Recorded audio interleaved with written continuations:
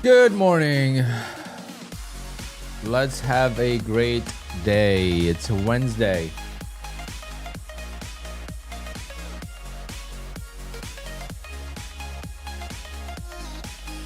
Middle of the week already. And we have 7 days left this month.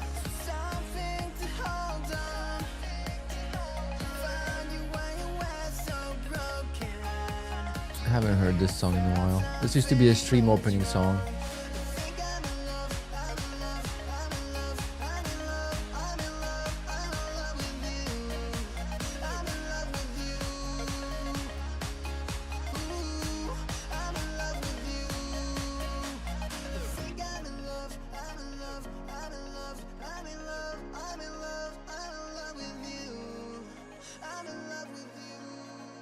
ORB, I'm gonna do it on, let's see how many accounts we're doing it. 1, 2, 3, 4, 5, 6, 7, 8, 9 accounts.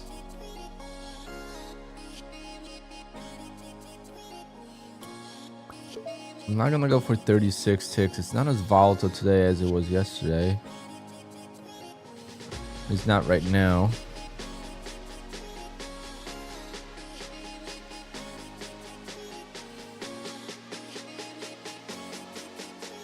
But it's getting more volatile.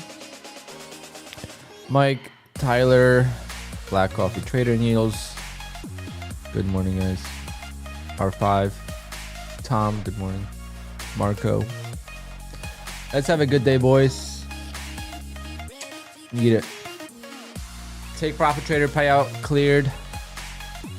I was able to request a payout early yesterday on Take Profit Trader. Wait a minute.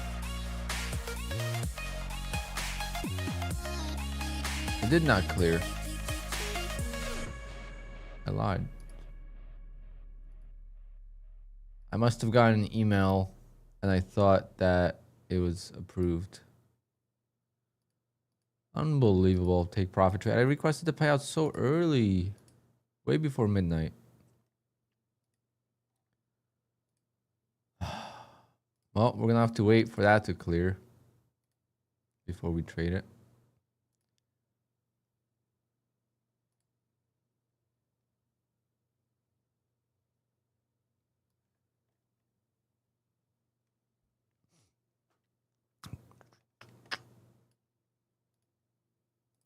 Oh, volatility is getting a little bit higher, which is good. 30 seconds till the open. Elaine, good morning. Joshua, good morning. El Paso, good morning. All right. 20 seconds. 5-point scale. Overall bias, none. Could go both ways. So I like setting up a bias because then. But let's see. Hopefully an easy ORB. And we're off to the races. All right. Chop so far. Shitty candle. Oh. Somehow I got filled. Oh my goodness. I went to cancel it. Wow. Lucky.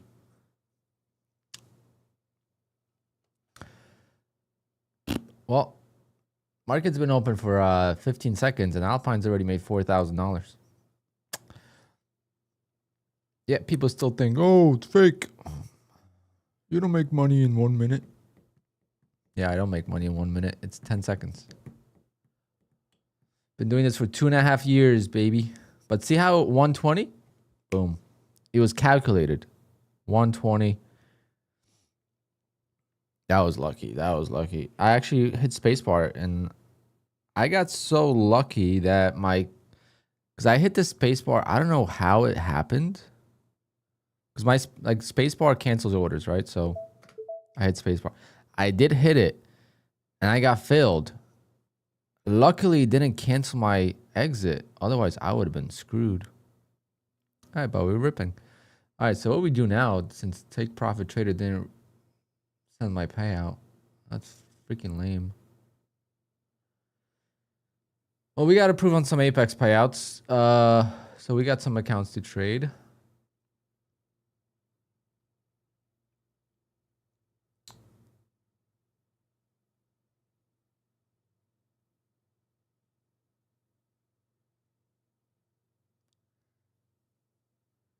They updated NinjaTrader. It takes more like QUANTOWER. I gotta take a look.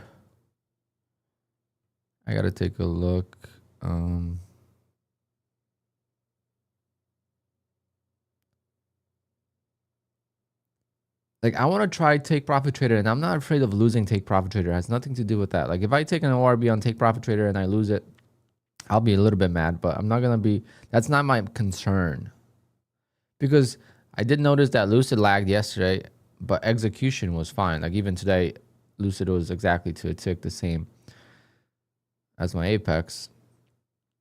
But what I'm afraid of is the copy trader messing up and my Apex accounts getting messed up. I remember yesterday I said 10 times on stream I got to reset my computer. Well, I didn't do that. I left my desk when I ended the stream and I just got back on it, like literally now.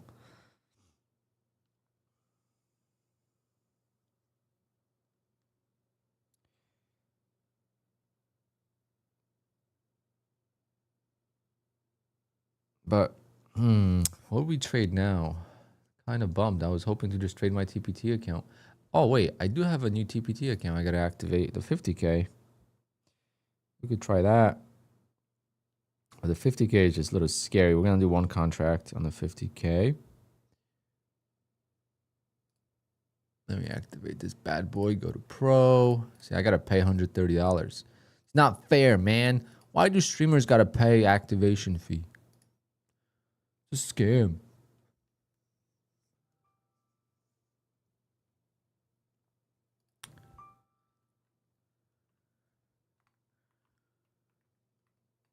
Yo, Tyler, did you get your payout approved already from TPT?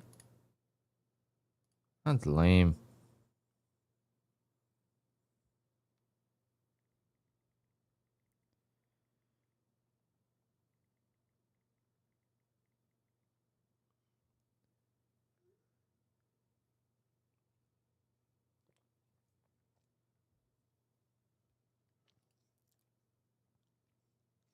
I basically made back the loss from Monday.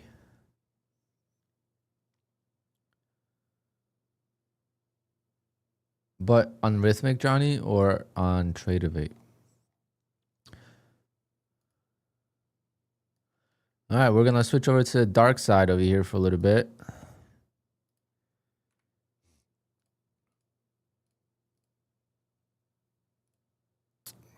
We're going to switch over to the dark side over here for a little bit, since this is what the account is.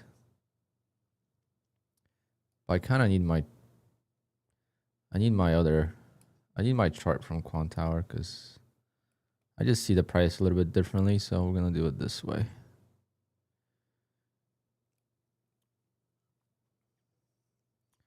Okay, 120 could be viable buy.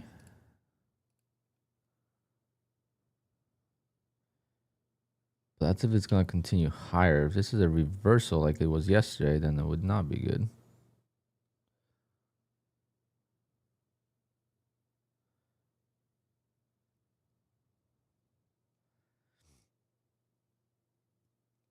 Okay, I am in.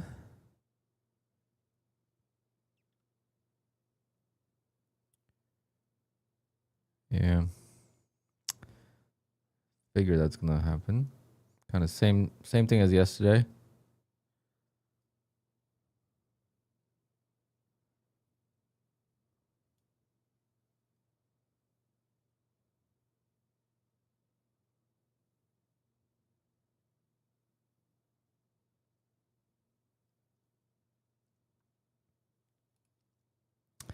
Yeah, but more at 80. And the account's gone. This is why the 50Ks are useless. Well, that was the fastest TPT I ever lost. Well, we're back to 3 TPTs, and that's the last time I'm doing a 50K. But that was my fault. Should have been more patient for. I figured that was gonna happen like it did yesterday, but that's why trend trading is not what I like to do. All right, well, no one saw that, right? No one saw that. Gone. That's why we like TRADEIFY. It's gone. I don't see the P&L. I'll never see it again. Easy to pass, but easy to blow. Guys, if you're struggling with trading, one of the reasons is because you're trading too small of an account. Believe it or not, if I was trading 50K accounts, all these accounts that I have right now would be gone. I've had days where I was in deep red and the accounts would have been gone. The fact that I had more drawdown saved the accounts, because I used to have 50K accounts and I used to have 100K accounts, because I used to have 20 accounts total. I have 15. I blew the others, but the 150 stayed. It opened my eyes last year in the summertime when Elite Trader Funding had this crazy like sale where you would only have to make like $1,000, sometimes 2,000, sometimes 3,000, depending on what the sale was, to pass any size eval. So I would do like 250K eval and, you know, make $2,000 and pass it. You only had like 2 hours to do it. It was very easy and probably put them in so much trouble that I don't know why they did that, but financially. But that opened my eyes. I used to grow those accounts so fast, and ever since then, I just been always trying to go for 150K accounts, because most platforms, that's the biggest you could go. Apex, obviously, you could do 300K, but could never pass those. All right, so, well, it's better that we lost the 50K, not the, look at that 80. Oh, so nice. Lucid eval maybe. What are we gonna trade? I don't know. I guess Lucid eval right now, because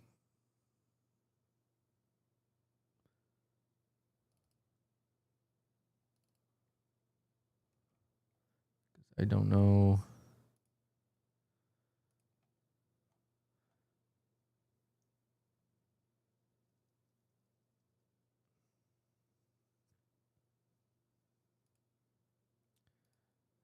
Oh, Lucid's freezing.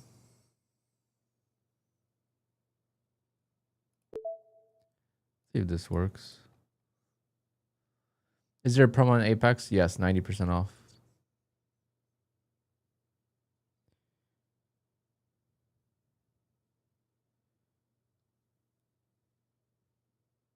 Why is it lagging so much?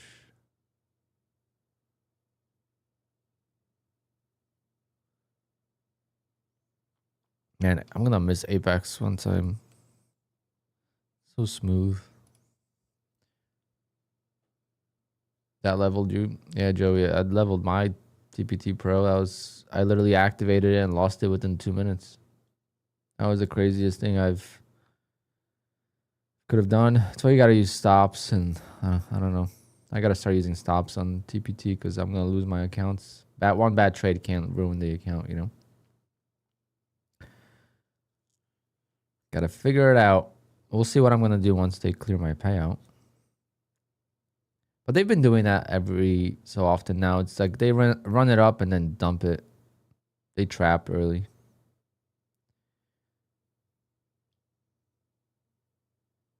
Like we recovered that whole move yesterday. That was insane.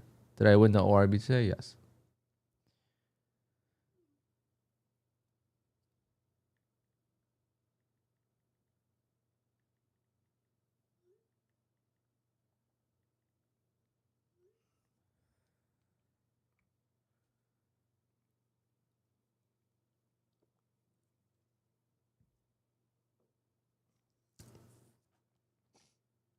But I lost on my TPT Pro.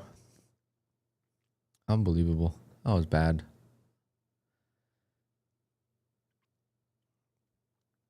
The volatility is way too high. I mean, that ate my account. That made that $2,000 loss in less than 2 minutes with 1 mini basically, and I added the second one, and I lost so fast. I could not even like comprehend what was happening. But making $2,000 seems like so hard. That's one of the hardest things in trading to understand. Why are the losses so fast, yet the wins take forever? Look at this bounce. I mean, they're just yo-yoing with people right now. Of course, we missed the 20 bounce because it didn't get there. So it's like once the market starts playing games, it pisses me off and I want to just go home. Meaning, on my couch.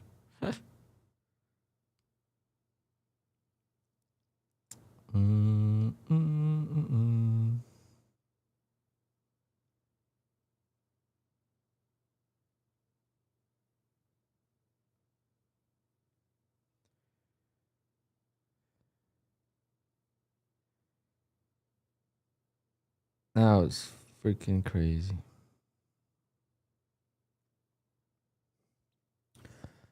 No.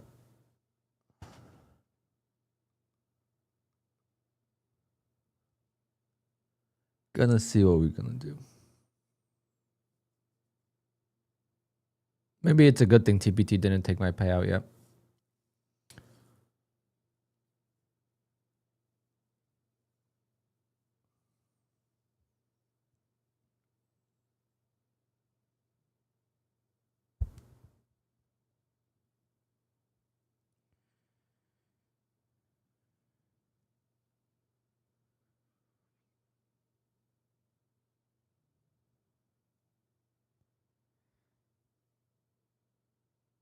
Our records indicate that one of your trading rules has been broken on your account. Thank you. Thank you for the reminder.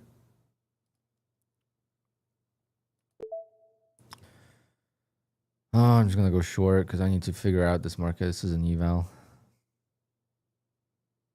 We got to see if we have a pulse on this market at all. We might not have it today. These candles are way too big.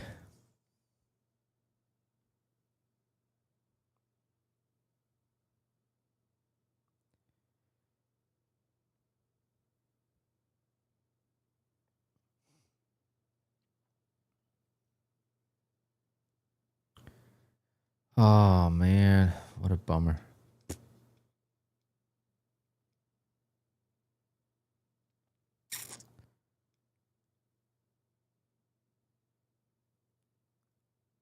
That's why I hate the 50K accounts, though. They're useless, basically. And this volatility.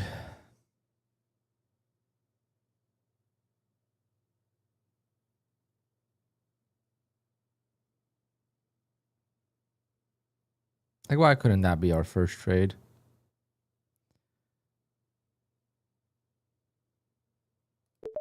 I mean, like, why couldn't that be our first trade on TPT?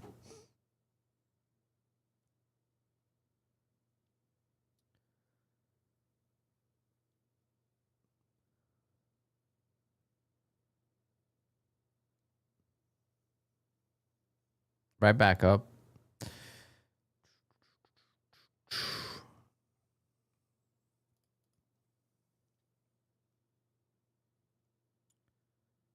Man, Lucid is so bad with lag. Holy smokes. Look at the way Apex is moving. All right, it's so smooth. And look at this. Just keeps freezing every few seconds. Wow, they're really gonna trap shorts now. Unbelievable. This market's insane. They trapped longs now. They trapped shorts.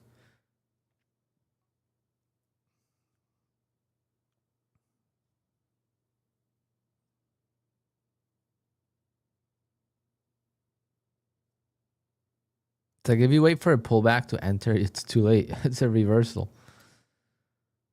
You got to join in on the fun on the front side.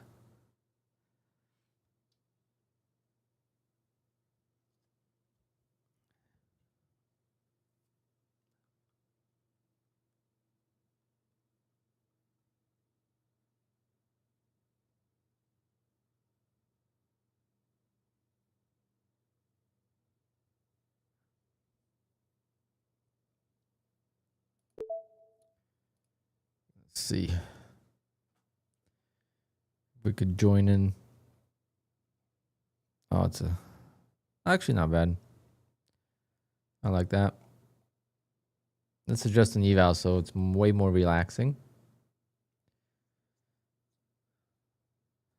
Waiting for TPT to clear my payout, and then we'll decide what we're going to do. Maybe I'll trade some Apex accounts, but with this volatility, I also don't want to.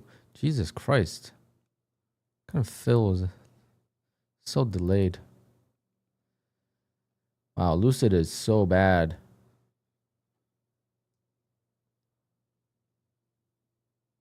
Wow. I mean, it's 9:45. Why is it so bad? Look at that. I feel like I'm trading on Ninja Trader right now.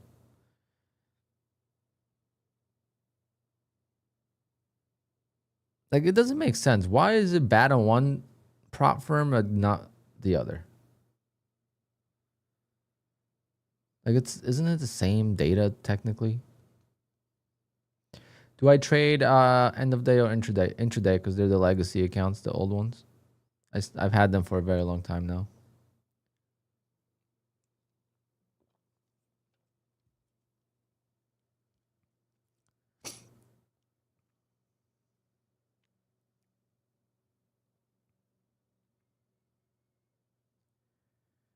Pum pum pum.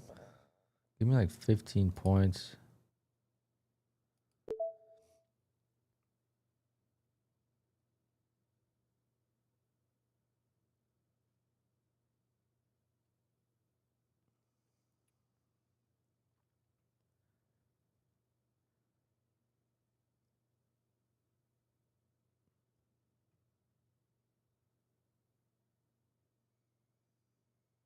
Nah, they can't do it on purpose. No. Why would they want to do that on purpose? That would be terrible. Am I gonna stop trading with Apex soon? Well, that's up to them. They move me live or what? Not.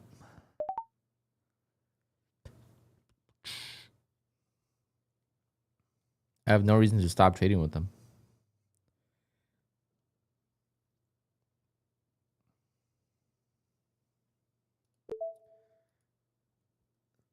Apex changed my life for sure. I don't know exact percentage. Let's see. I would say 65% of my 65% of my payouts have been from Apex. Total lifetime.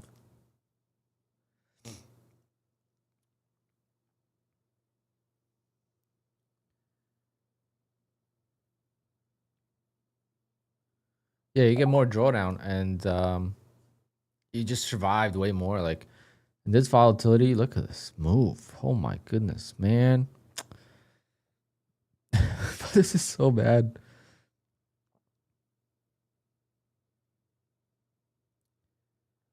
Yes, but statistically, that's not true. Statistically, that's not true. Statistically, you have a better chance of getting a payout with a bigger account. You might have a better chance of passing.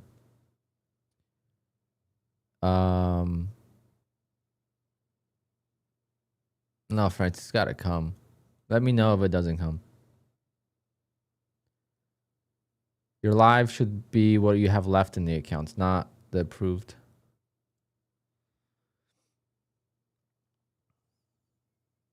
The payments have been slow with Apex. I'm not gonna lie. As far as like, I haven't even been checking if I get all my money, to be honest. Hope I do. Should probably run it down by end of the month.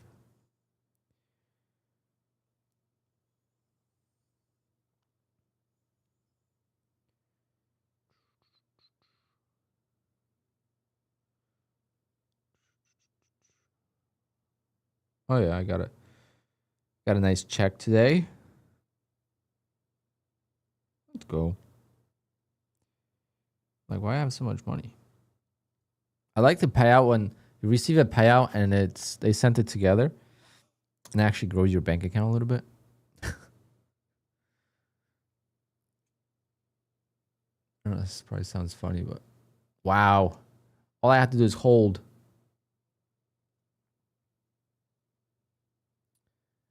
You started with 50K accounts and made a lot of money? Yes, but the rules were a lot easier. And NQ was not trading at 29,000. I don't think that NQ was as volatile. I used to be able to survive If you guys remember, I used to trade one contract and survive for 2-3 hours with one contract, holding it. You're going to try doing that now. You're going to survive for 2 minutes if you're on the wrong side. So it's obviously there was some volatile days, but NQ was a different beast back then.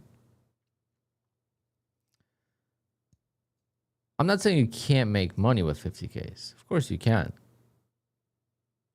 I said if you are struggling. I didn't say if you're not struggling. If you're making money with 50Ks, don't change anything. I'm saying if you are constantly blowing accounts and you're not getting anywhere, try 150K accounts. I know it sounds weird. Passing them is absolute trash. You got to be very aggressive and whatnot. 50Ks you pass so fast. With 150Ks you got to forget about passing in one day.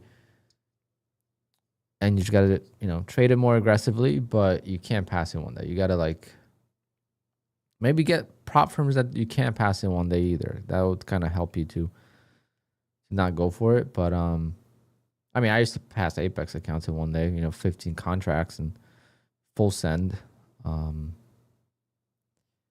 But those days are over.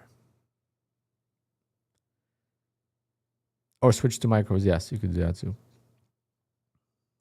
That's pretty much doing the same thing, but you get less payouts. I'm here to make money, guys. So if I'm going to trade a 25K account, right? 25K account with, let's say, up to 5 micros, and I have $1,500 worth of drawdown.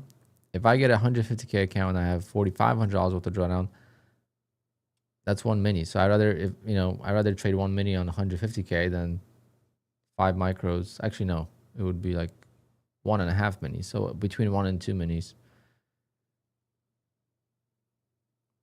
I'd rather do that because then it's the same thing. The risk reward is the same. But if you trade the same way, you're going to get way more payouts. It's the drawdown. It comes down to the drawdown, guys. It's all in here. If I have $1,500 in drawdown and I lose $500, me personally, I think the account's blown. That's how I feel mentally. I don't know why it's like that. $1,500 seems like a lot of drawdown, but as soon as I lose 500, the account's blown. Now I feel the same way when I have a 150K account and I have $4,500 in drawdown and I blow 3,000 of it, and now I have $1,500 left. I feel like the account's blown too. Even though I have $1,500 and I'm like, that's a 25K account, I feel like it's blown. So it's all mental. Everyone's got their own issues to combat, and for me, the Elite Trader funding, like I hate that prop firm because of what they did and all that, but they literally changed the way I look at accounts. Now, I used to trade a little bit differently. I used to be very aggressive on the ORB. I used to trade the ORB with like 8 contracts. Oh, Trader Oz, sorry I didn't send you the giveaway yesterday for Lucid. Let's do that now before I forget again. And if you're just tuning in, I'm waiting for my payout to clear from TPT. And I'm trading an eval right now. I don't know why my payout didn't clear from TPT yet, but yeah, it didn't. It did not.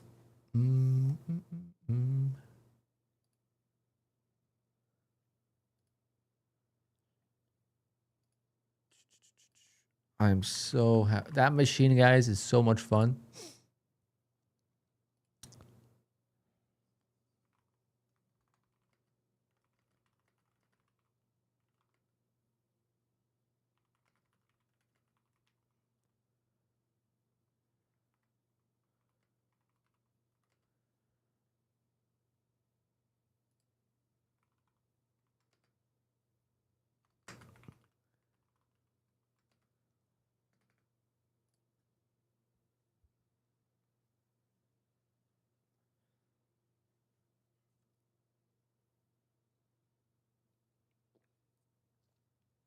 I didn't get the roots out.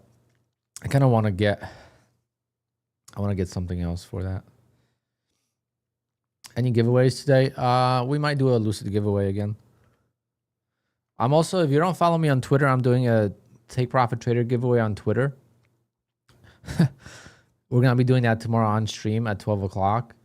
So tomorrow's giveaway is going to be Twitter giveaway. So if you want to participate in tomorrow's giveaway, you have to go to my Twitter and leave a comment and follow me and all that.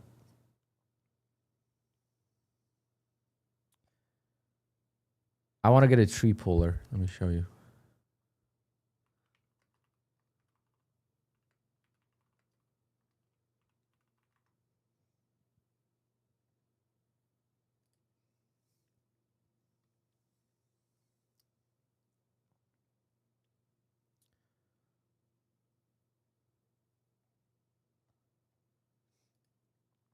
I want to go pick up one of these things and do it that way.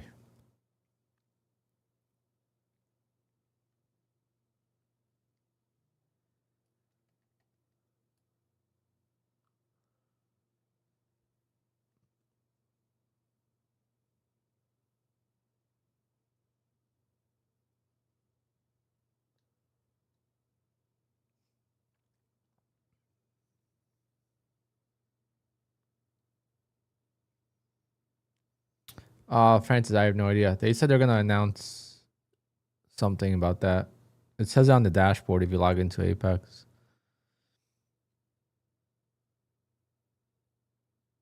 Yeah, gotta have brackets ready and just pray.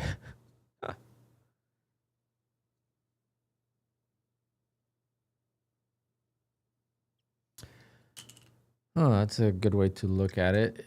Once a trader identifies what the loss amount is that make them feel the way, or feel that way, and set a daily loss limit of half that amount, you are guaranteed to consistently have profitable months.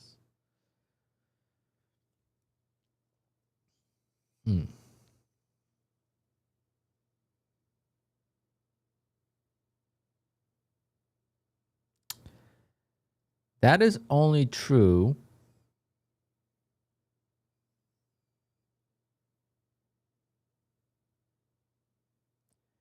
That is only true if, let's say you have a stop loss, right? Whatever your trigger point is for tilt, you set that halfway. Let's say it's $1,000 per day. Because once you lose 2,000, you lose your shit. Imagine this was your stop loss and you got stopped out right there. But if you had a bigger stop loss, you would have been, making profits. Or, you could say, if this trade would have stopped you out, whatever you want to look at. I'm just saying, let's say you shorted around here and you stopped out for max loss right here and then it dumped. It does that 2-3 times on you and you're going to be so mentally screwed. I don't know. That's how I always look at it the other way too. We always give examples of the perfect world. Like, yeah, we should use tight stops and blah, blah, blah. But it's not that simple. The best traders I've ever watched or witnessed trade in the stock world always had massive stop losses. It wasn't the ones that used tight stop losses. It was the ones that used big stop losses. They weren't afraid. I don't know. Obviously, their losses were massive too, but they wouldn't lose a lot.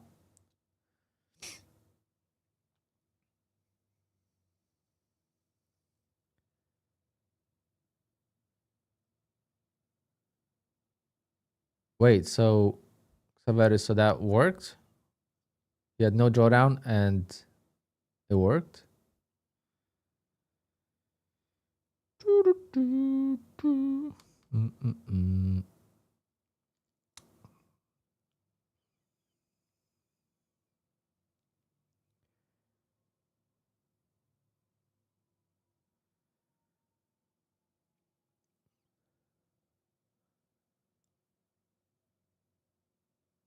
Miss K, good morning.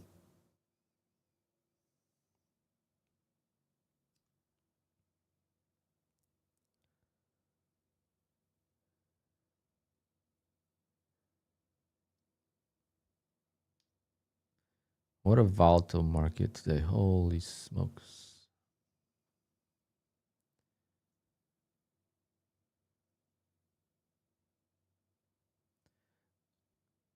Correct sizing for account size.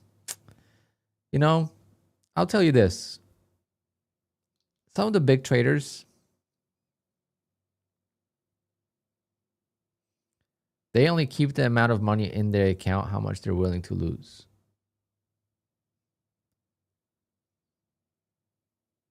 Some of them did that. That was a good point someone made.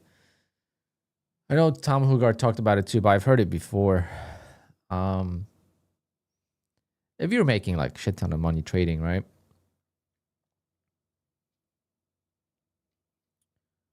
And you have $1,000,000 for trading, for your like, you made a lot of money trading and like you have $1,000,000, right? And that's like your allocation for day trading. So then you put $50,000 in your trading account, and that's how much you're willing to lose that day, or 100,000, whatever. Like on the worst case scenario, that's how much you're willing to lose. It might happen once every 3 months or whatnot, but so it's like when you say stop loss based on the account size, it kind of is, it varies. The 1% per trade is the worst thing I've ever heard in my life when it comes to trading. I've read a lot of like books and watched so many videos about psychology and trading, and the cliche thing is to say 1% of account per trade. That's like the biggest misconception, I think. Maybe in the early stages when you're practicing and learning, yeah, that's a good idea, because you don't want to lose and you're not going to make money. Everyone thinks they're going to make money, but you're not going to make money in the beginning. That's just not how it works. Trading is hard, and that's why you can make a lot of money in trading, because the people that are making money in trading, it's like prop firms. Like you could take out a lot, or at least you were able to. See how you could take out less now than you used to? You used to be able to take out so much more because so many more people were losing. People are getting better, because trading with prop firms is easier than it is with live capital, right? It's less risk and whatnot, and eventually you're going to get better. Versus with trading your personal capital, you're going to probably give up before you get better.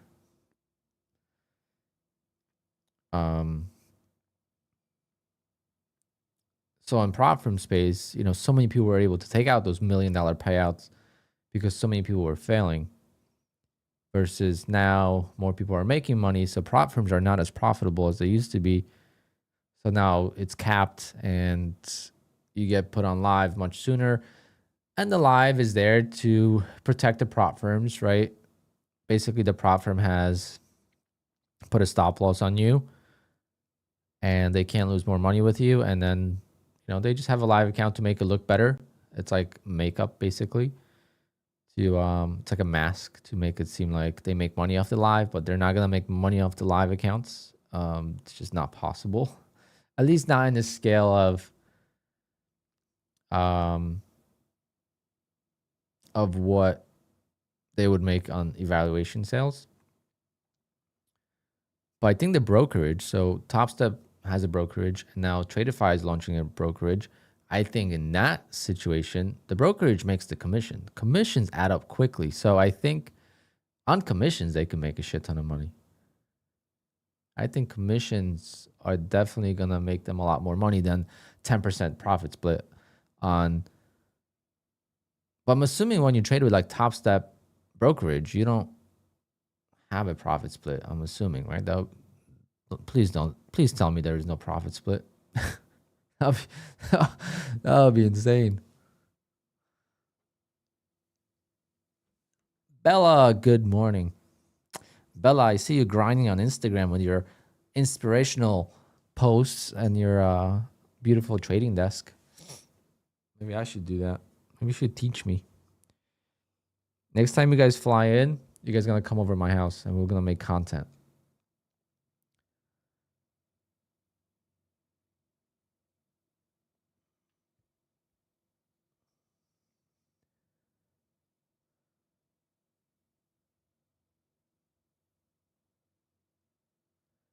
Hey Alpine, I just want to say thanks. You're like number one of the few real traders out there. There's no course selling or mentorships. I appreciate that. Um, I'm not qualified to sell a mentorship. Otherwise, maybe I would. Not saying that everyone that sells one is qualified, but they just don't have morals, right? Or they're just trying to make some money. Um,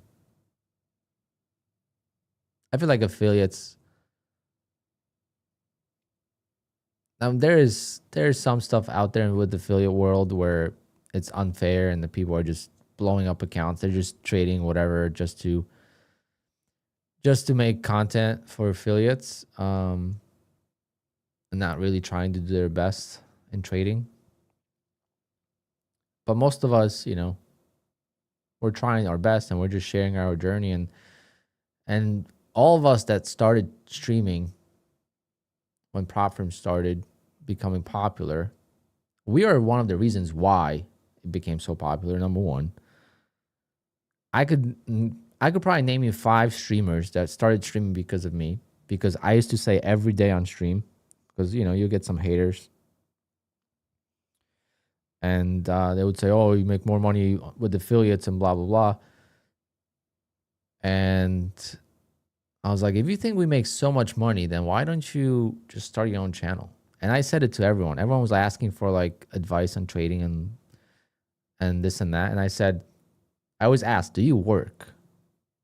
Do you have a job and you're trading from work, or are you trading from home? If you're trading from home, there's no reason why you should not start a YouTube channel. It doesn't cost anything. And you could stream as long as you have a good enough computer, you could stream. And see if something turns out of it. A lot of people obviously try. They don't make any money off of it, but some people became very successful with it.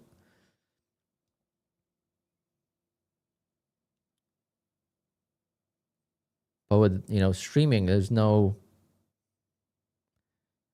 people are buying codes and using accounts and using your code. That's not they would buy the accounts regardless, so they're not paying you for anything.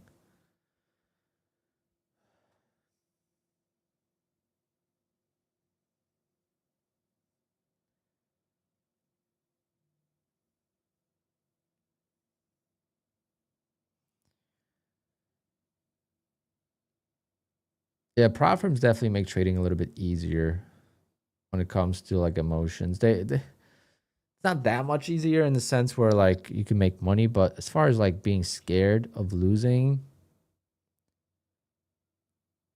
that feeling is gone. Like at the end of the day, you could only lose what you paid for the accounts. No matter what happens, no matter how much profit you lose, you could only lose what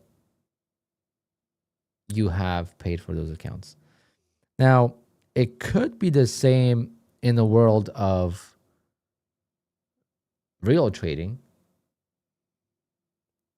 but it's very hard to get there. Like, let's say you fund an account with $30,000. First, you got to make $30,000 before you could even think about, if I lose, then, after 30,000, if I double the account, I take the money out. Now I'm risk free. You got to double your account before you do that. With prop firms, you have 5 accounts. You get one of those accounts to pay out, and that one payout, $2,000 is going to pay for roughly 20 accounts. So you have 20 chances to make $2,000 to break even, versus on a self-funded account, you have to double your account to break even. And you can't look at like the profits, because obviously, like, you say that you got to make, like, on the 50K account, you got to make $3,000 to pass an eval, and then you got to make $3,000 to get a payout. So you got to make $6,000, which is not easy, but it's not the same as making $6,000 on a live account. I don't know if that makes sense, but let's see if we could get something here. I don't know if I want to buy this 20, to be honest, but we're going to buy it anyway since it's an eval. TPT still has not cleared my payout, so I'm not happy with that. Need more accounts so we can rotate them.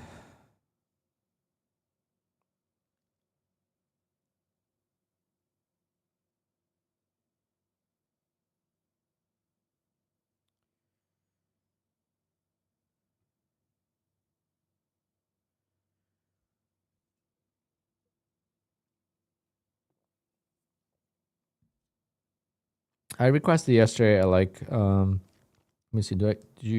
Do you get an email when you request a payout?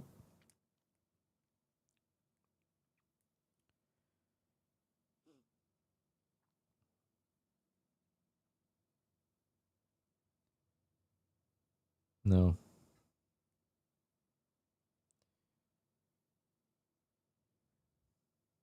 It was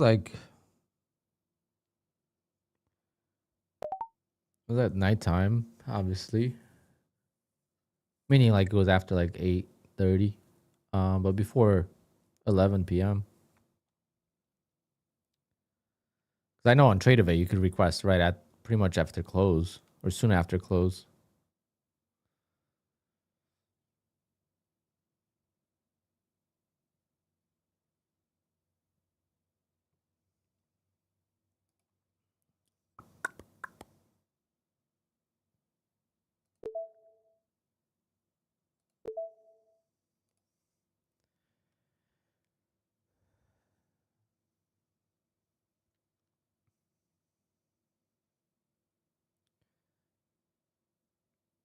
Yeah, Rhythmic is just much slower.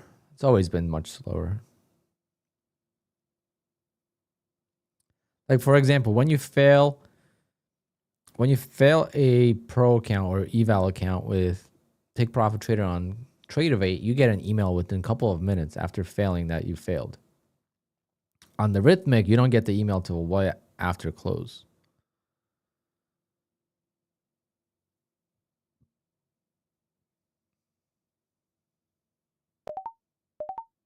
My goodness.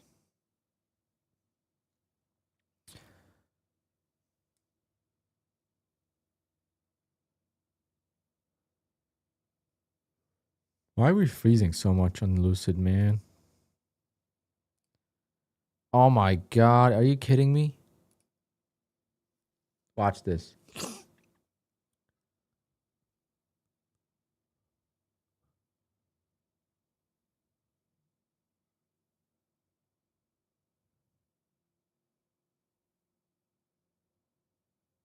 That's crazy. I could have freaking held a little bit. Why did I have that order for the second contract? My gosh. What is happening? Look at that. Apex like a champ. Zero lag. Freaking Lucid barely holding on. They need some upgrades. They gotta call Rhythmic and be like, hey, listen, like we need some upgrades.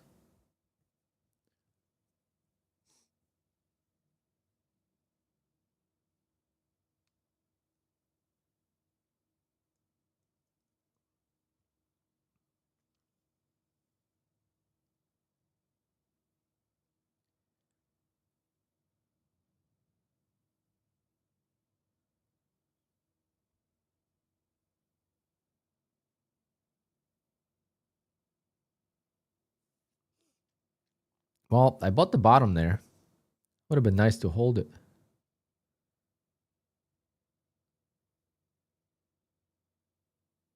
Clyde, because it's trailing drawdown. It's trailing drawdown, so you definitely hit that, unfortunately.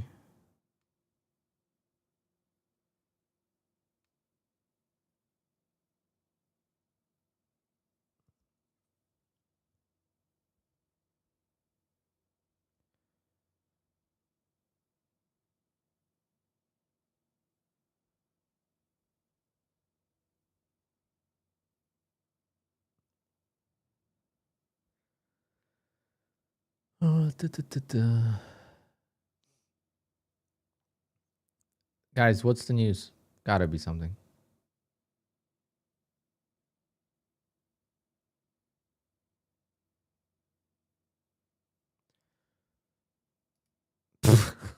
What the frick? I had the bottom of it. I got to reply to my own tweet because my tweet for the giveaway says, what is the biggest struggle in your trading? I want to say, I sell too soon. Literally, we could have passed this eval in one trade. I mean, I don't know if I can. I'm trading Lucid. Oh my God. Jesus.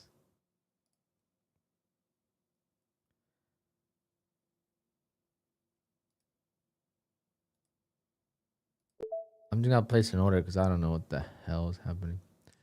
There was news. Does not matter. I bought the bottom and I sold too soon. That's all I know.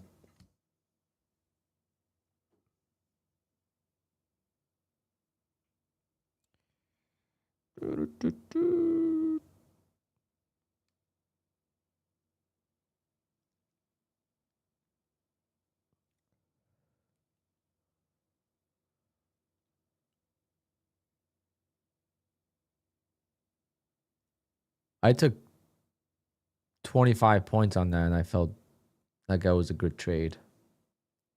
Come on, TPT. Now it's the time. Give me my payouts. I could trade. I should also try trading on Apex.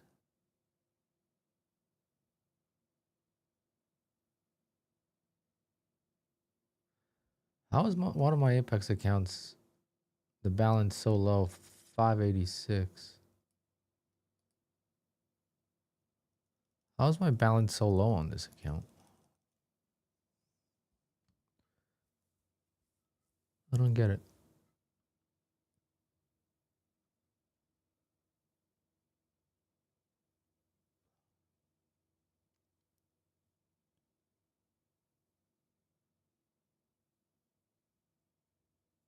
Like my balance shouldn't be below 4,600.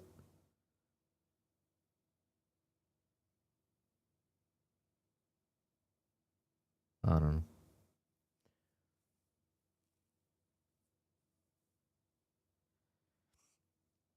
I'm afraid to trade my Apex accounts right now. I don't know why. There's so much like ORB, I don't care, but like I trust myself with stopping out on ORB. But with the 80-20, I've just been not good at stopping out lately. So I'm trying to avoid trading my my Apex. Nvidia has earnings today. Ooh. Nvidia earnings.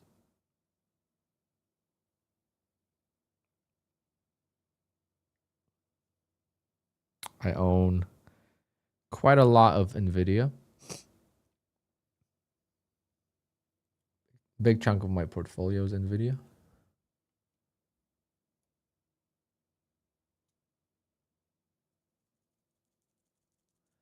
Guys, this account 566 is at 6,425.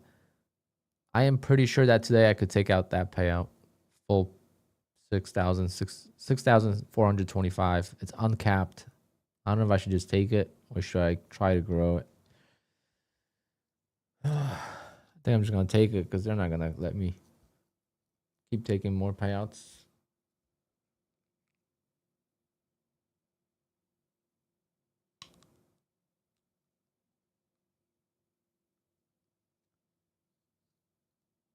Sucks. I have uncapped payout and it's only $6,000. That's so sad.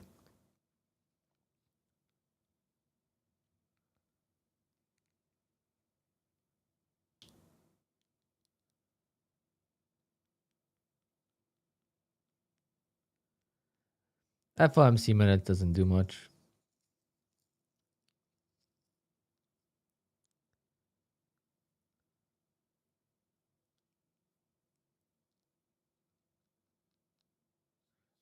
Oh yeah, because on Lucid you could activate the evals the same day. What, guys? What is this LTE? Can I pass this in one day, or can I pass the LFE in one day? Which one is it? I know one of them I can.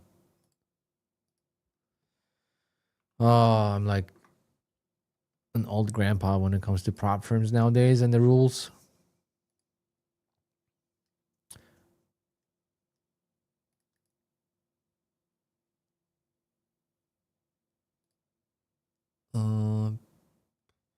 Lucid Pro.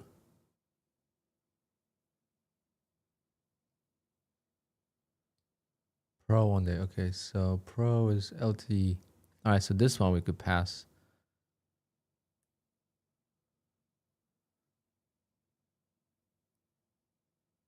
Well, Flex I could pass too, but there's consistency on it, isn't there?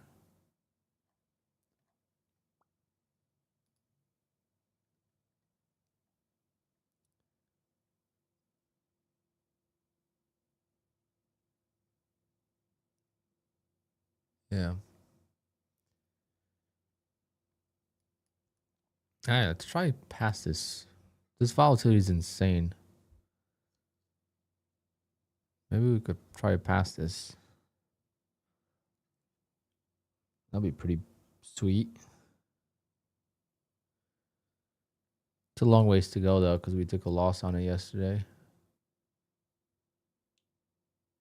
Daily loss limit.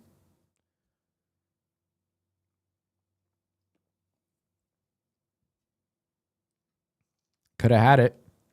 All I had to do is hold.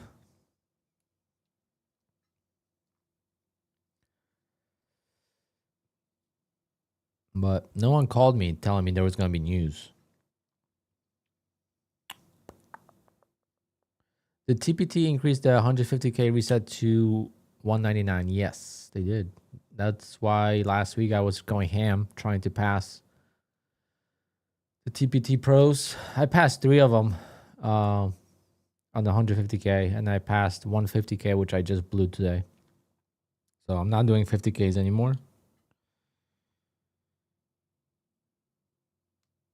But I just have no luck with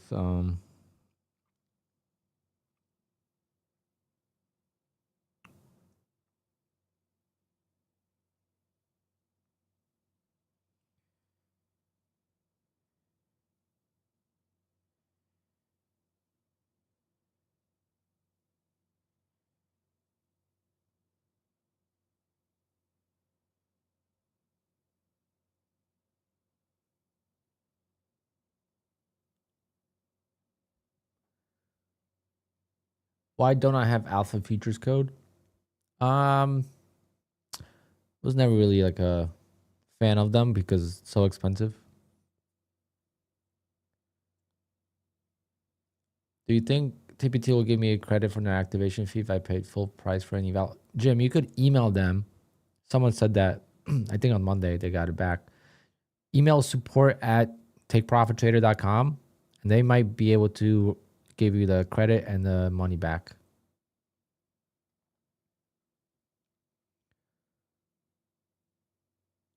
Or they might just give you a free eval, a second one. I don't know. So at least you have 2. So that would be like a refund basically. All right. We are in 2 contracts. Let's see.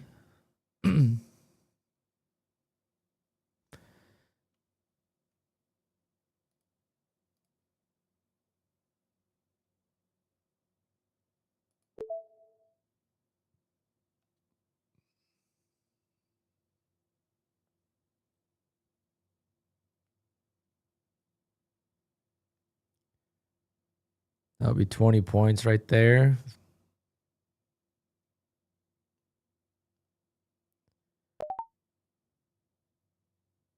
Actually, more than 20, 30 points.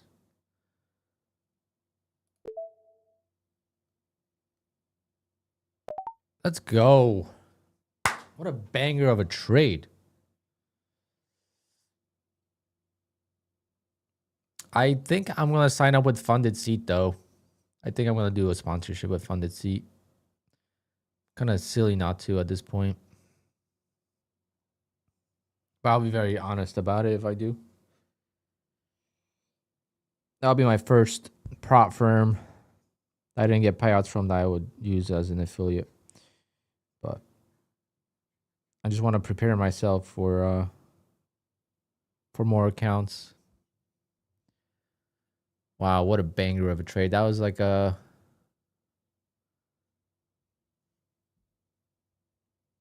$1,300 trade or more.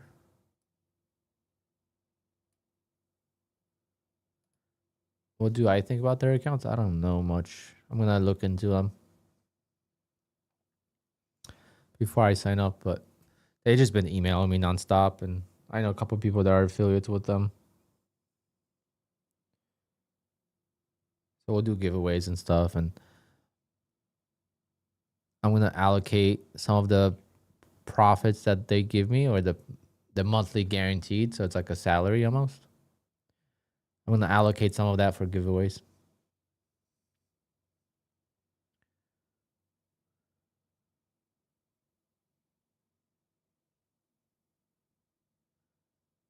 I don't know what the contingencies are, if I need to sell any account or whatnot. Like, if that's the case, then I don't want it. But they gotta know I do everything organically. I don't push or shove anything down people's throats. I don't say this prop firm is the best, blah, blah, blah. The only best prop firm is TPT. Nothing else comes close. Everything else is decent.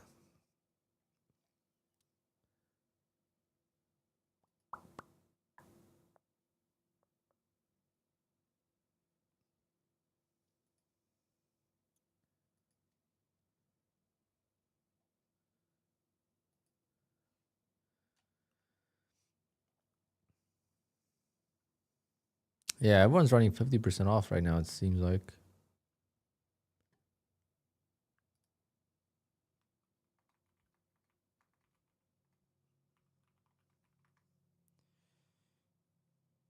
But the best 50% right now, I think,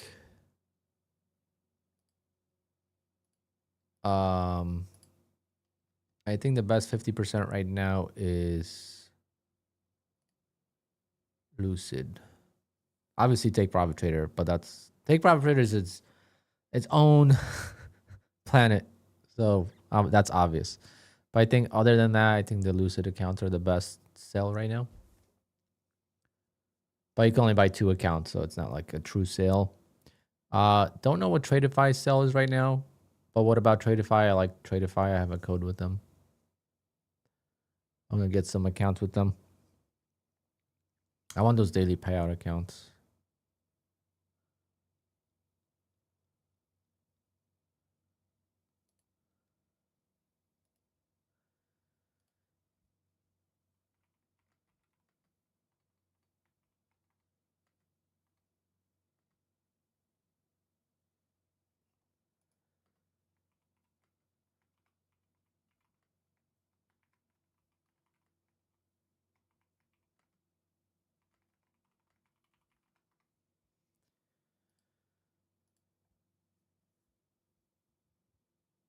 Yep, TRADEIFY, Lucid.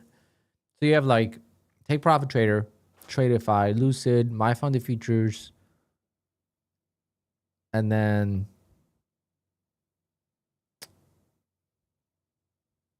am I missing anyone from like the top tier? So you have TRADEIFY, Lucid, My Funded Futures, like top. Like Apex, I wouldn't put them on the top right now because, it's the payouts are just not the fastest. And then obviously the biggest thing with Apex is the bans and stuff. So like if you could trade with Apex, they're great, but even the cost is kind of expensive on Apex now.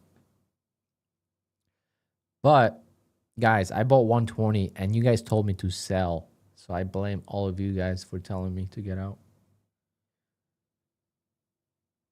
Okay. Just make me feel better. Just say, yeah, sorry, Alpine, we told you to sell.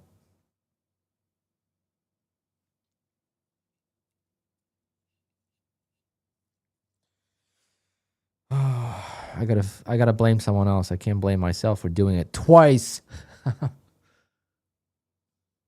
Holy shit! Look at these buys: 20 and 120. What else am I gonna tell you about 80-20? People say it doesn't work. Well, I just bottom ticked twice and I top ticked once. How much money could I have made if I just held a little bit longer, right? All these trades. I'm not saying hold the whole move. I'm just saying hold a little bit longer. Easy, like 50, 60, 70 points, 100 points. That's why I think I need to start trading 3 contracts and letting that one go. just to see. Or better yet, is make this screen into 2 charts, right? If I make it into 2 charts, the only thing is I don't take every trade with limit order, but make this into 2 charts, have 2 different accounts. Maybe one would be, if I'm trading a funded, have an eval open. And on the eval, I'll take the same trade, but I'll hold it. And see, like, would it be worth it? But I know there's going to be times where, like, I take the profit, like here, for example, I took the profit. If I didn't take that profit, I would have been squeezed. So it's like, and then if I would have lost on this trade, would I have been able to mentally take this trade and this trade and that trade? Or would I have been chopping myself up to death in the middle, right? So it's like,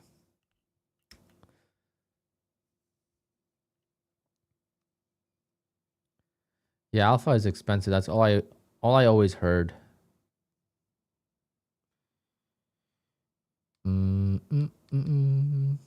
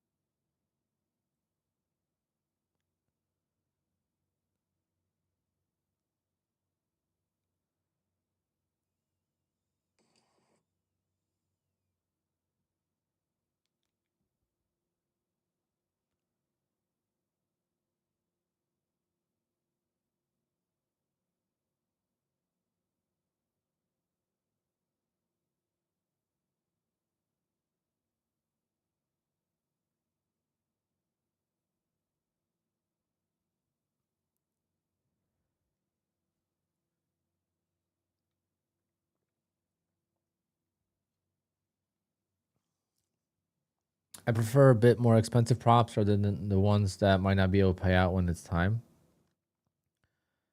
But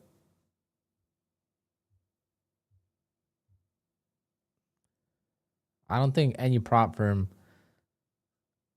right now is not going to pay out that I know of, unless it's some new shady prop firm.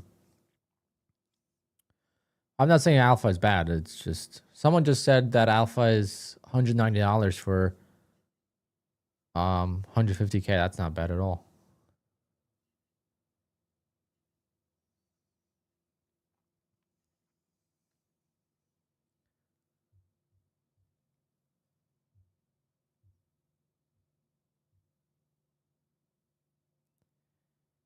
But I'm not affiliated with them, so I'm not trading with them for now.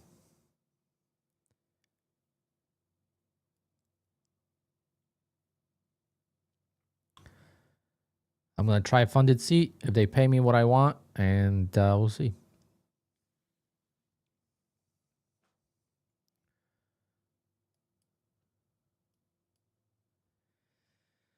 Catching 80, I'm thinking about it, but I don't think so. I think it's going to fall through.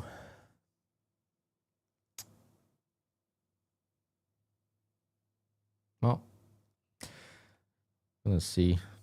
Those are some solid trades here. I can't be over trading right now. Damn, amazing. You're waiting for your live account on funded seat. How much payouts did you take?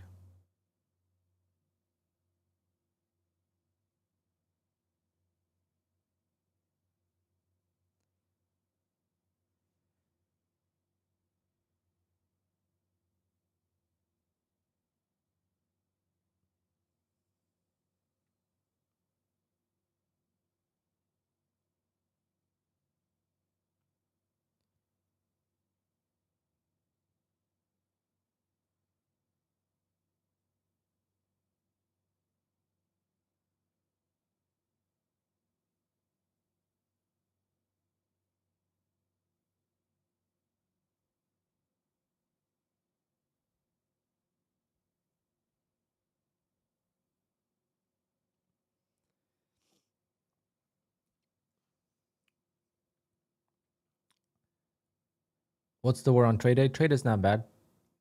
I like trade day. I've got all of my January payouts are from trade day. I will be definitely trading with some trade day accounts soon. But how much payouts, like money wise?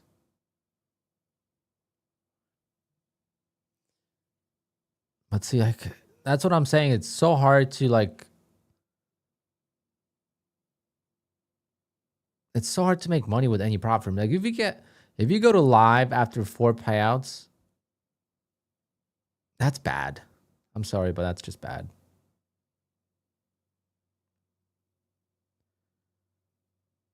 Only made 110K before they.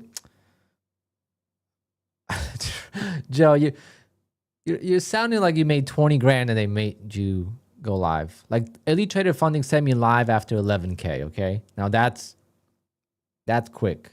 You made $110,000, and they put you on a live account. It's not bad. Oh, 10K.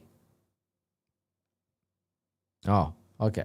I was gonna say, damn.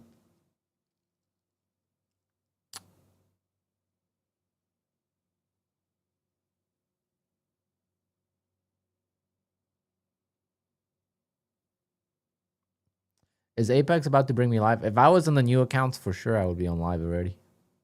I'm still on the other accounts, right? So what used to happen on the legacy accounts? They used to ban you from buying more evals, but you could still trade your accounts. So that's where I'm at. I'm not eval banned though, but I haven't bought any evals for that reason. I don't want the new accounts because I feel like if I have the new accounts, that's like a instant. I just want to get through these accounts. If I could get all these accounts to a solid balance and they move me and then they move the balances, maybe they'll let me request the balances because they used to do that as well. So then that would be cool as well. That's a lot of money in those accounts. Could be in my record year if that was the case. If I could make my goal's always been 500,000 in a year of trading, but always, we always come up short to the goal. That's why you gotta aim a little higher.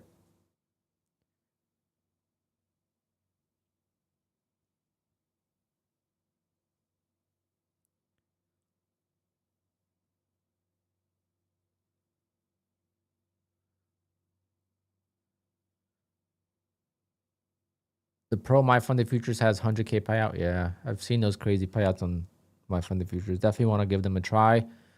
But I might be waiting with my funded futures till I switch over to Ninja Trader. So let's say I've said this a few times.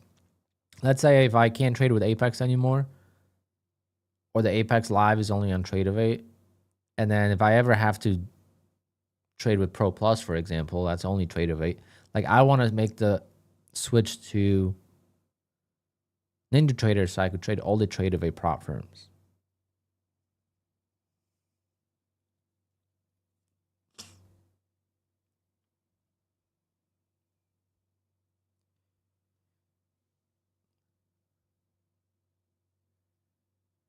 Like I just want. You have a 10K buffer. Why? Why don't you take that money, Tyler? You take it out. Go to the post office and send me a check. That pool is not going to be cheap. Tyler wants me to build a pool in my backyard so he could come in with his Speedo.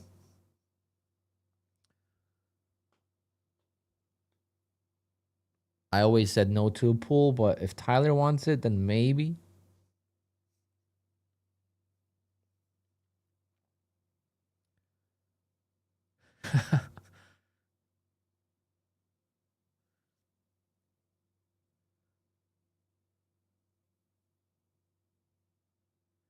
This market is destroying me from 20K payouts between November to March to complete opposite. Same strategy. Well, What do you think is causing that? Is it the market? Borat. That was Borat. That movie would not be okay now.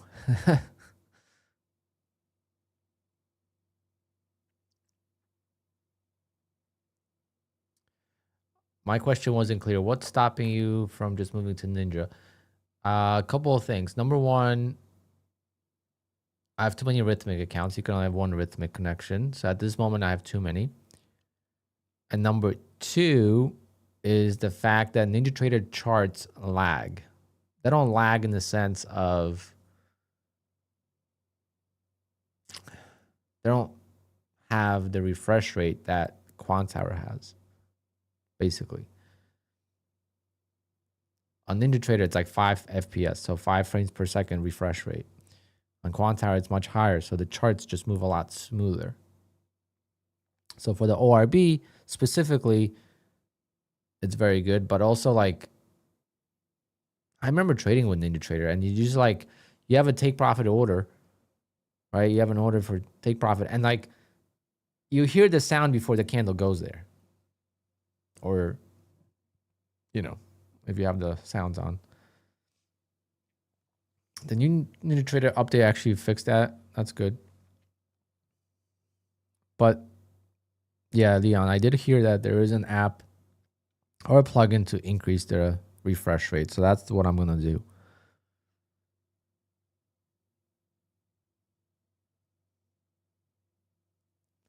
Rick Ace, nice. I wonder if Nutty's using that. Is Nutty on the newest one? Let me ask him. Or is Nutty not streaming today? Why is Nutty not streaming today? Damn, Nutty's working hard on those thumbnails. Look at Nutty. Jacked. He's so jacked.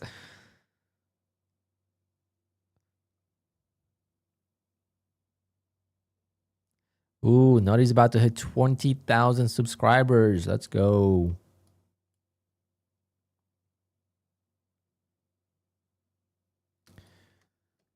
That is awesome. How far am I from 30,000? 1,500?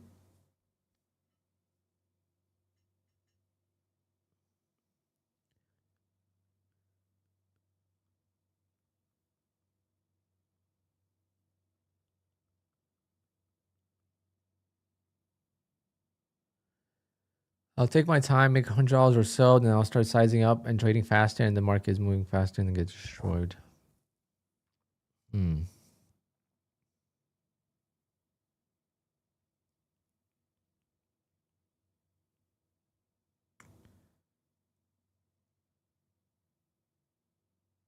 You trade minis or micros? Trade copia is the answer to prop from copy trading. I don't know about that.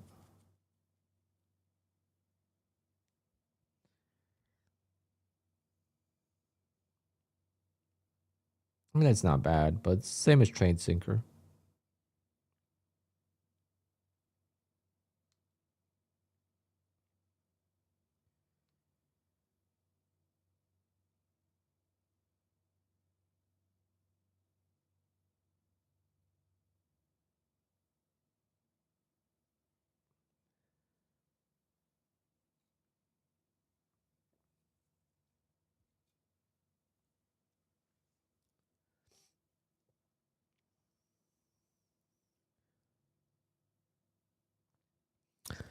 You'll be there soon. Rate PW is killing his own stream.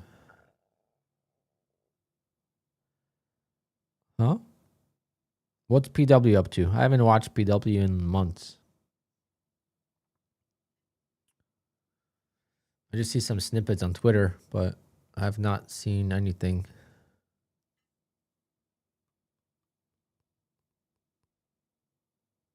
I just see him racing his I don't know what that is called, like an off-road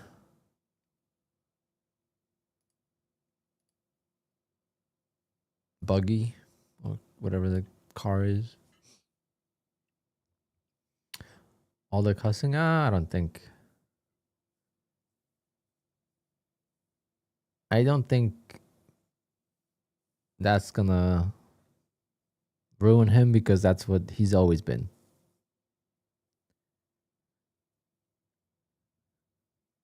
Come to Florida. Too hot. Hopefully,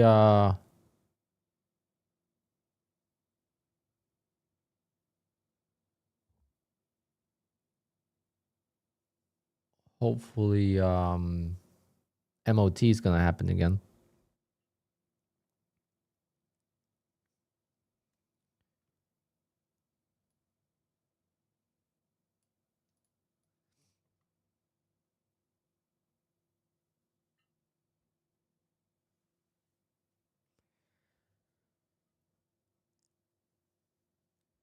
There is a prop firm event in London in about a month.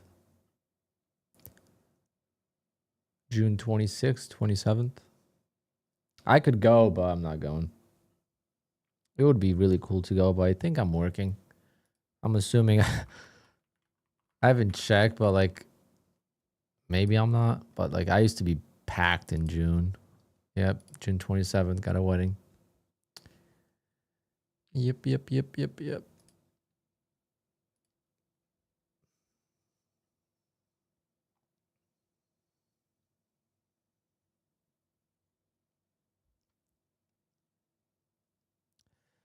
Come on, Tyler, you got money. The flight's like $700, and it's only for 2 days. 2 grand all in.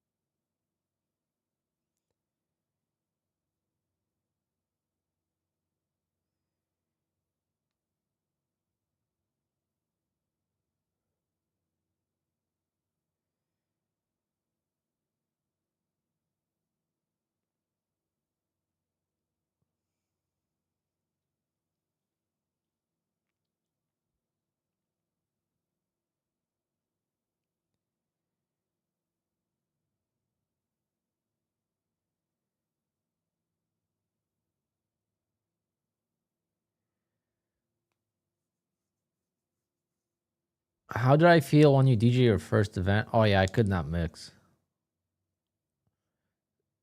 I remember 2 events very specifically. Well, I remember 3. There's 3 events specifically I remember. Like 3 different stages of my DJ career. Actually, there's 4.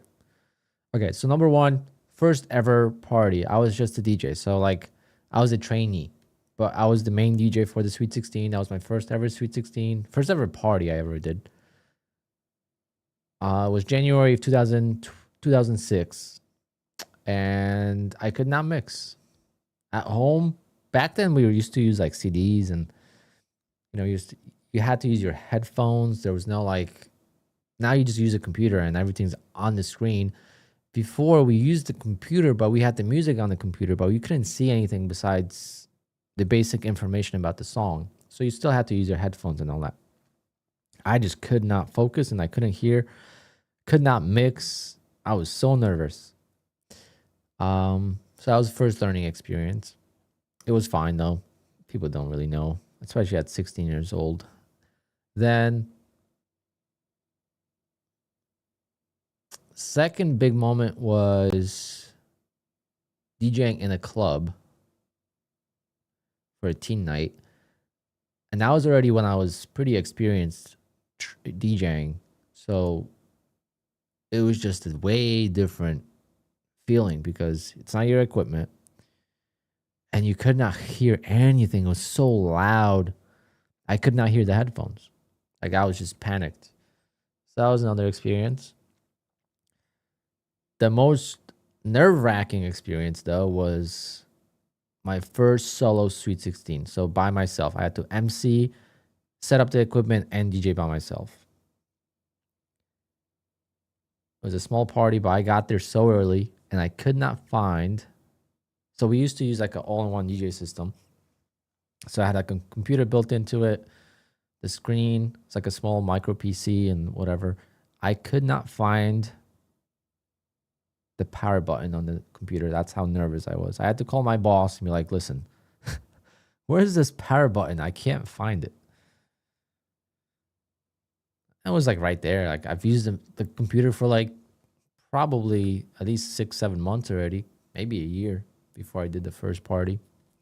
And then the last party that I remember very clearly is my first Alpine wedding. So like under my own company. That was in 2012.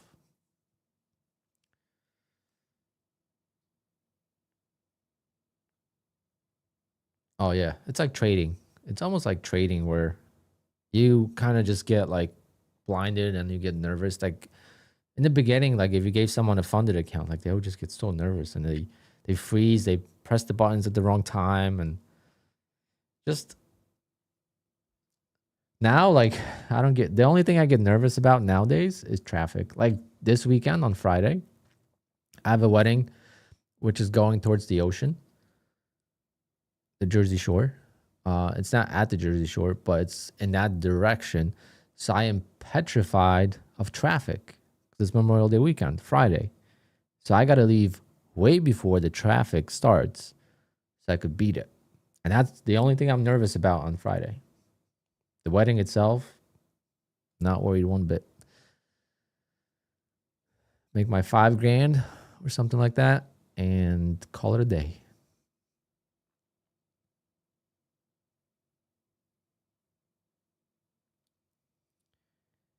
I'm there on the 30th for Wimbledon. Nice. That's a cool event to go to. I always wanted to go to US Open and I just never did. The US Open is like 45 minutes from me. How long is the drive? Only an hour and a half. It's not bad.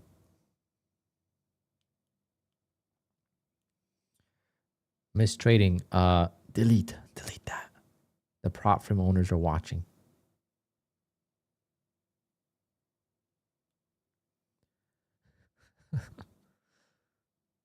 You mean adding to your winner, right?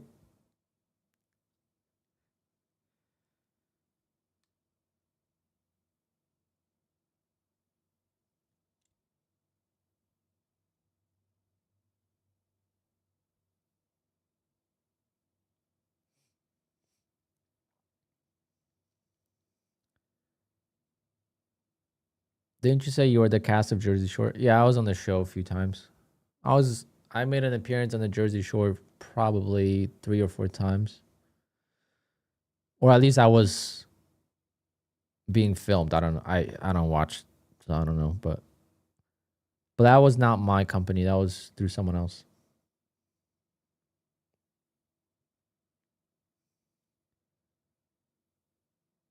Like events like that are like a little bit more, high key, and like the other company would trust me because I DJ'd full time. I own my own business. I don't only DJ. Like I know everything about cameras. I know how cameras work. I know how to take videos. I know how to take pictures. I know how the lighting works, the DJ lighting, um, the code for lighting and all that. I know how to program the lights. Most DJs have no clue. They just know how to DJ. Like I know everything about the industry. Obviously, I'm not good enough with pictures to be a photographer for weddings, but I know the basics of a camera and I could take some good promotional pictures. Um, but the reason for that is like a photo booth business. Like I own a photo booth business, and I could break down every single thing in the photo booth. If there's an issue, I could go through the list of things that could be wrong, and it's very easy for me to troubleshoot. Versus someone that doesn't know, they're screwed. If the camera doesn't work or the flash doesn't work, why isn't it working? What could be the issue? And there's a couple of things you check, and it's just so obvious. But for other people, it's like rocket science to figure it out. So like some events like that, they would ask me to work because I used to do photo booths for them. I still do actually, yeah, but not as many. I don't want to deal with employees anymore, to be honest.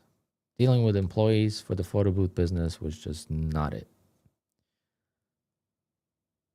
And it's not their fault, obviously. Sometimes they have jobs, right? And if I'm doing a photo booth on a Thursday and the wedding is an hour away and the wedding starts at 7, they got to get there at 5 o'clock and it's an hour away. So they got to leave at 4 o'clock. That means they got to get to storage at 3 o'clock to pack the car, and they have a job. So they can't leave the job early.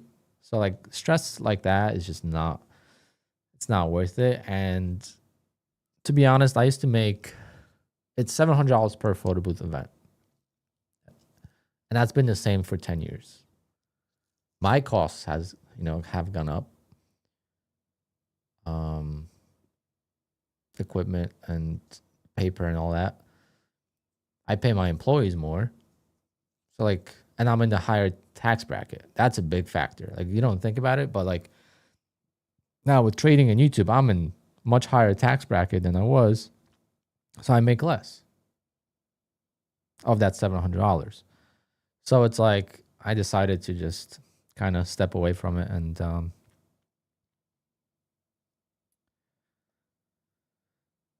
just enjoy life a little bit more. Because I used to work every single weekend from like April to all the way through January. Then February, March were like slower months. And then April picks up again. Because there's a lot of holiday parties in December and January. So like you always worked. And some of those gigs were like during the day, like brunches and stuff.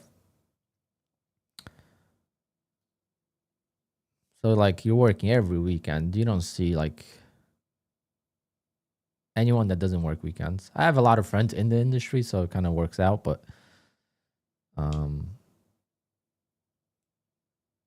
now I kind of just want to enjoy life a little bit more.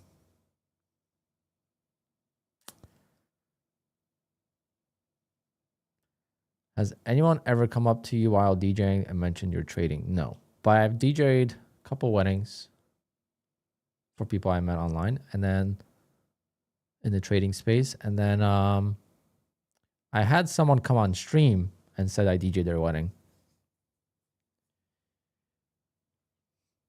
They're like, this guy looks familiar.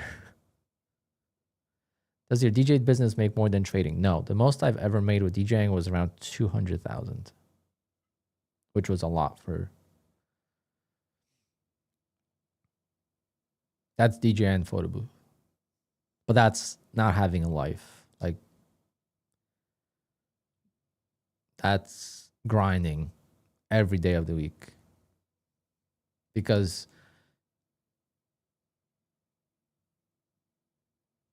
oh yeah, I've been making $300,000 a year or so from trading. Or after fees is this last year was 220, 225.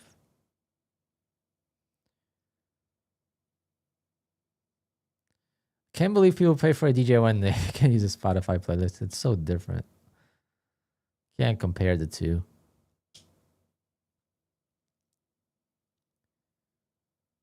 I can't believe people pay for flowers. My best friend is a florist. Millionaire at this point.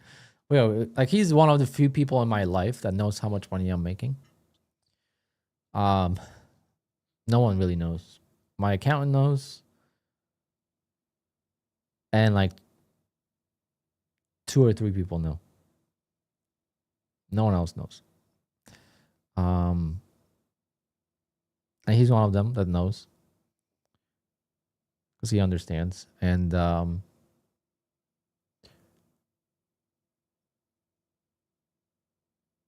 weddings he does for flowers, he does floral design. The amount of money people pay for one wedding is insane. Like you think a DJ is expensive, $5,000 for a DJ is a lot. People are spending $30,000, $40,000, $50,000 out on flowers for one wedding, and the flowers are garbage after that. Now think about that.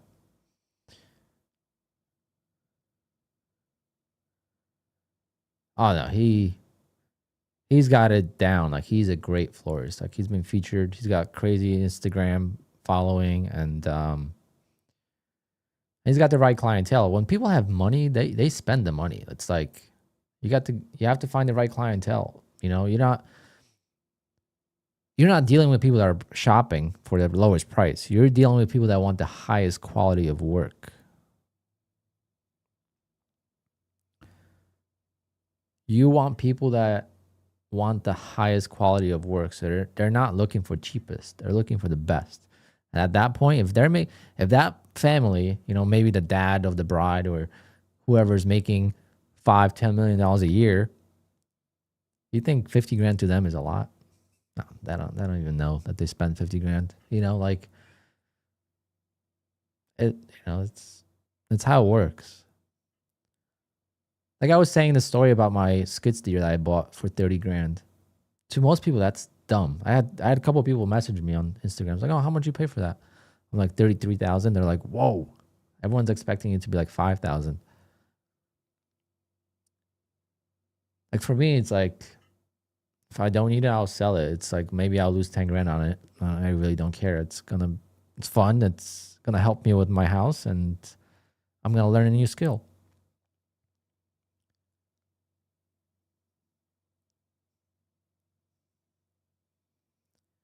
But like today, I'm thinking about taking the machine to my sister's house, my brother-in-law. He got some. So if you guys remember, I got my nephew a quad, and some of the parts in their backyard where there's no grass, it's like little rocks and uneven. So they got some soil and dirt, and they were gonna do it manually. So I want to go there and kind of spread the soil and dirt in those spots, so you could ride the quad there, and then, you know, I could go to my brother's house, take it, you know, make new grass for him. He needs to level his backyard a little bit when he does his deck, you know. So there's gonna be use for this machine all the time. And for me, it's like 30 grand. It's great. Half a month of trading. Even if I made $10 million a year, I wouldn't have a wedding. If you hate weddings, exactly. It's like buying a car. Why would anyone buy a car if you hate cars? Like if you buy a car and you hate cars, no matter what car it is, you're not gonna drive it or enjoy it. A $500,000 car, $200,000 car. If you don't like cars, trust me, it gets boring.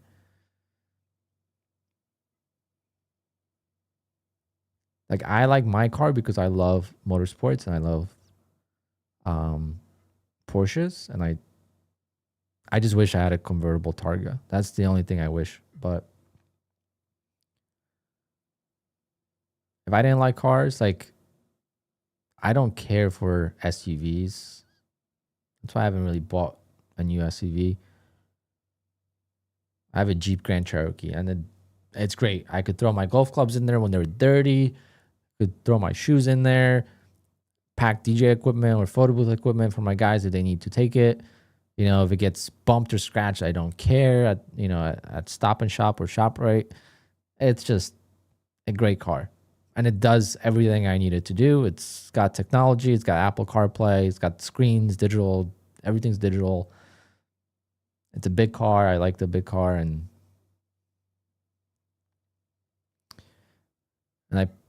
I got it when I got one of my first big payouts. I used to have a Honda. I had my Boxster, my Porsche Boxster, my Sprinter van, and a Honda Pilot. I had a Honda Pilot for photo booth business. So that kind of, my dad still uses the Honda, but like, you know, Home Depot trips and stuff.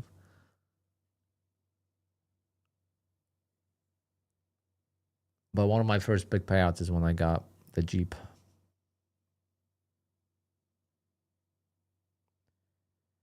X6, yeah, but it's a lot of money. So like for me, like to me, a fast car is a sports car. I don't need a fast SUV.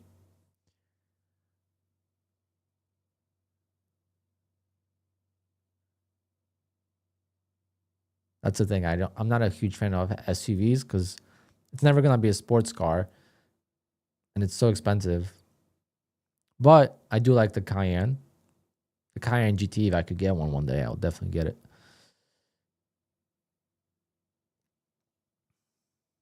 But it's all preference. Like some people love luxury cars. That's what SUVs are, more luxury. Some people love luxury cars. Hey, go for it. And there's no one telling you not to. But the whole point of it was Raider said no matter how much money he would make, he would not have a wedding because he hates weddings. That was the why we're talking about all of this. The reason why we're talking about this is because if you don't like something, don't do it because you're not going to enjoy it. Like, no matter what I do, every time someone sees my backyard, my neighbor, Tyler, I reached out to a friend of mine from high school, not a friend, but someone I know from high school that does grading and got skid steers and stuff. So I asked him about if he would be able to grade my backyard. First thing he says, oh, that's a great spot for a pool. My florist friend that I just talked about, he tells me to put a pool in my house. And I don't care about pools. I don't want the pool. So like, I'm not going to get a pool to please other people unless it's Tyler. Then we might have to do it. But I'm not going to spend $150,000 or $200,000 on a pool that I know I won't use. It's going to look nice. No, not for me. I have a hot tub, jacuzzi, and that's all I need. If I need to get in the water, I go in there. Which is broken right now, but we'll fix it. Tyler, I have a jacuzzi. Even better. In what world is a pool $150,000? Ask Nutty how much he paid for his pool.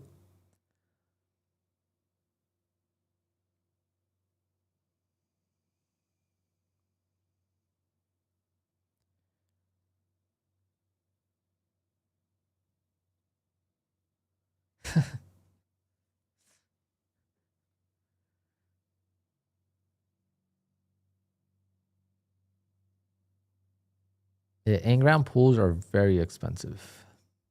Raider, where do you live?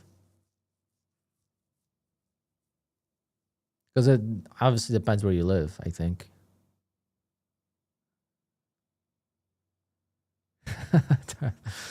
Oh, Tyler.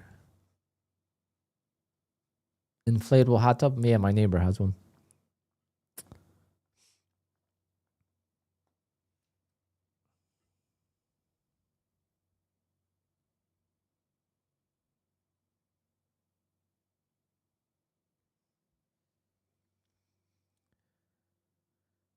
East Europe? Yeah. Different world. I'm Polish, so I know about that.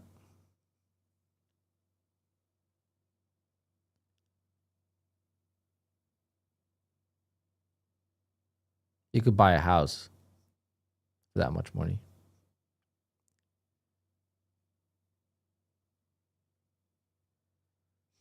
Like, for example, I just got like a thing about my home value. It says my house is worth $940,000. I don't think that's true, but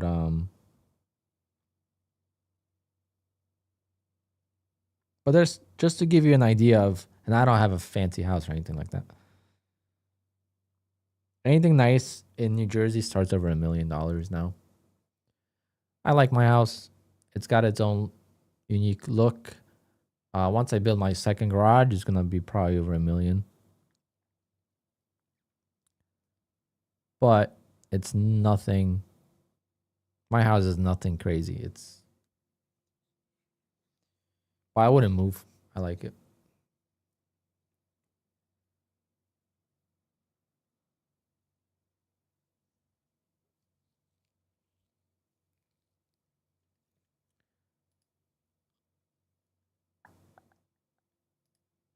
Mm-mm-mm.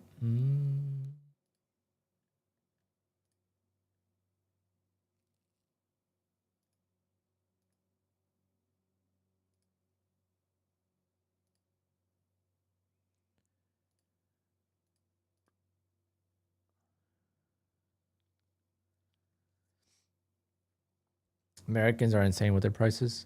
Yeah, but we could make good money. Why is the stock market in the US the best stock market? Yeah, you could trade the London and whatnot, but in the US, you can make a lot of money.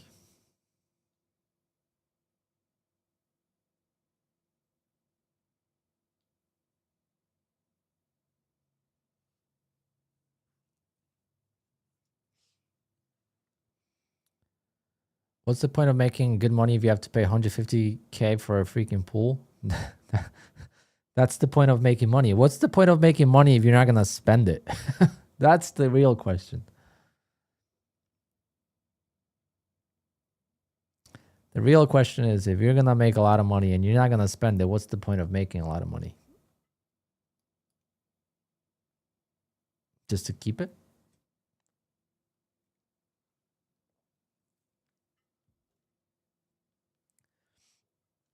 But of course, in Europe, the life is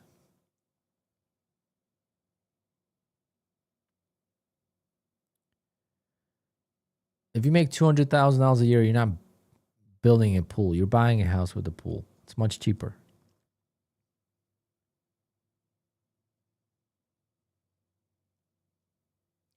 Don't mind spending, hate wasting. Exactly. For me, building a pool in my house would be a waste of money. For a person next door, building a pool is an absolute amazing value because the house value goes up. So you're not going to lose a lot. But for me, it's not worth it. Someone would say buying my car that I bought for $160,000 is a waste of money. A lot of people would think that. For me, buying a brand new car is a waste of money. I bought my 911 brand new because I had a chance to buy my own version of a car. Basically, I built it myself. That's why I bought a brand new. I didn't buy a brand new off the lot. I built it. That's a little bit different. But otherwise, buying a brand new car to me is a waste of money. Like, why would I buy a $140,000 car when I could buy it for $60,000? That's 3 years old with a little bit of miles on it. If you're going to take care of the car's going to last forever.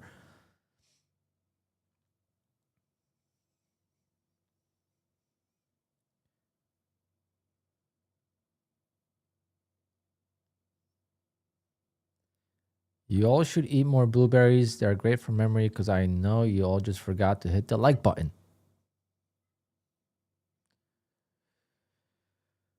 That's what Miss K is saying.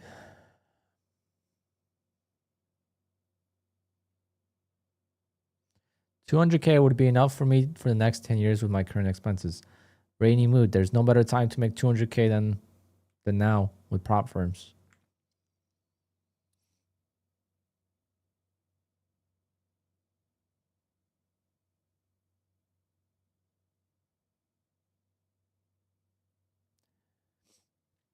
Got an Airbnb in Arizona. It was so hot. We were in the pool every day. Tyler. Look, it's Tyler. In his Speedo.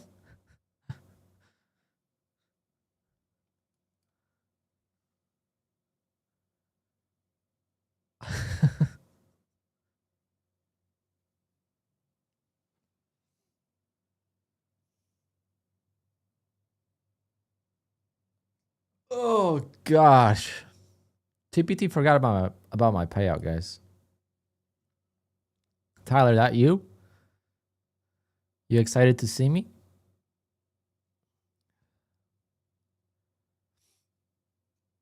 Jeez, bro. Still growing.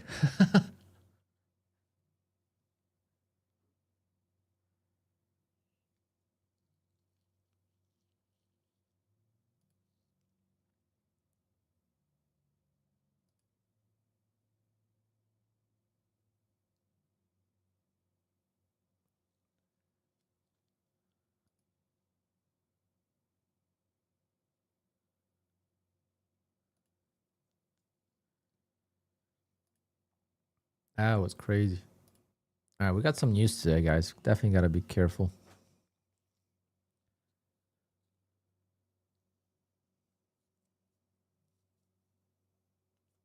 Wish I would have.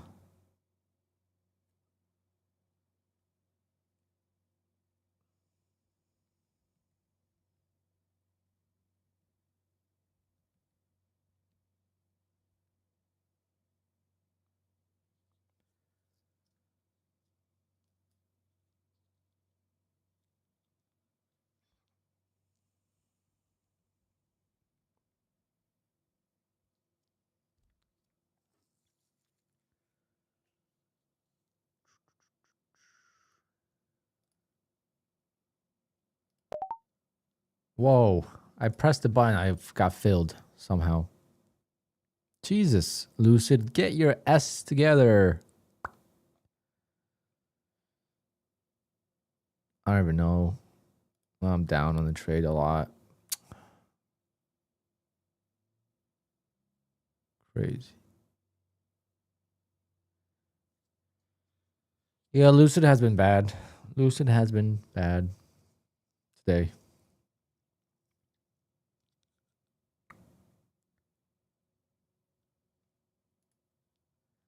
gonna watch it here.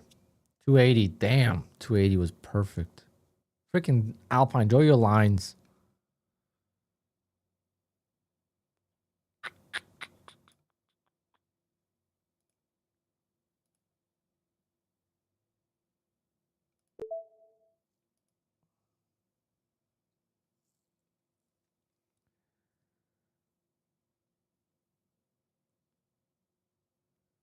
$5K on what prop firm?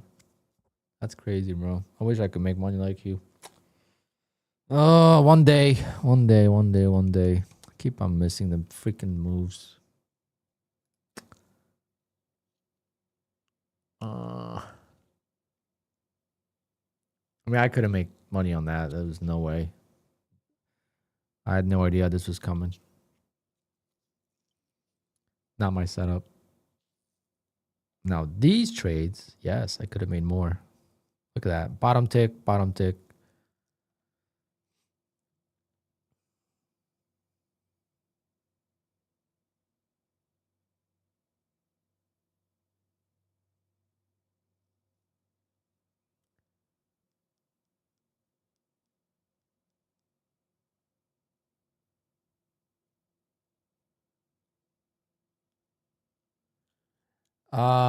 Sometimes I notice when he's losing trade or blow few accounts before the market start, he does not stream. Maybe he was not supposed to stream today. I don't know. A lot of times he mentions that he's not gonna stream, and people don't even know.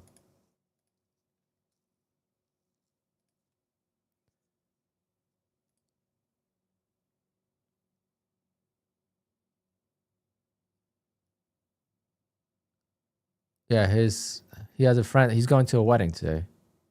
Yeah, exactly. Like people always jump to conclusions. It's so funny.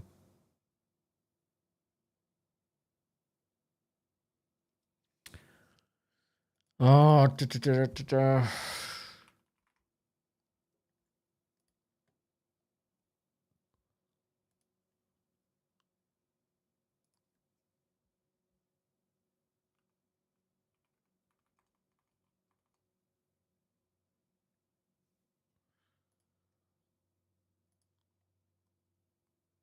mm.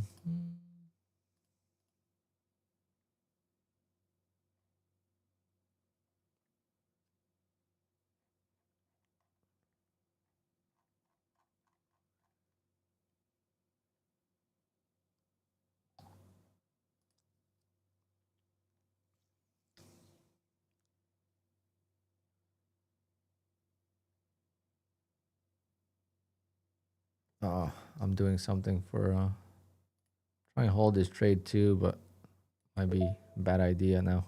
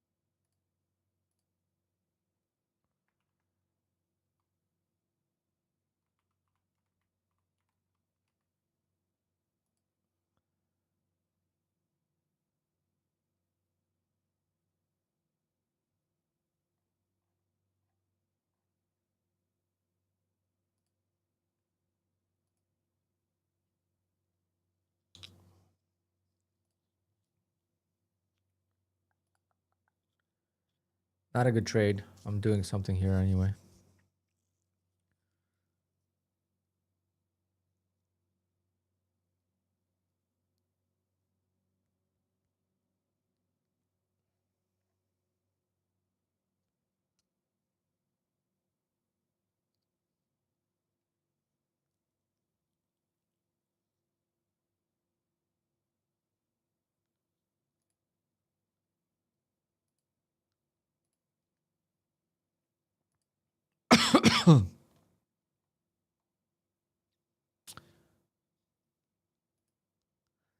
Does anyone know how to sign PDF files for free on Windows?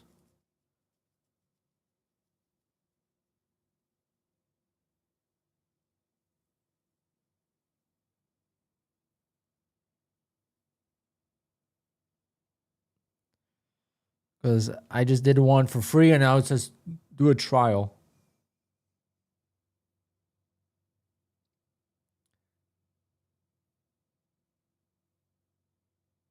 Latest Chrome. Okay. PDF gear. But is it free?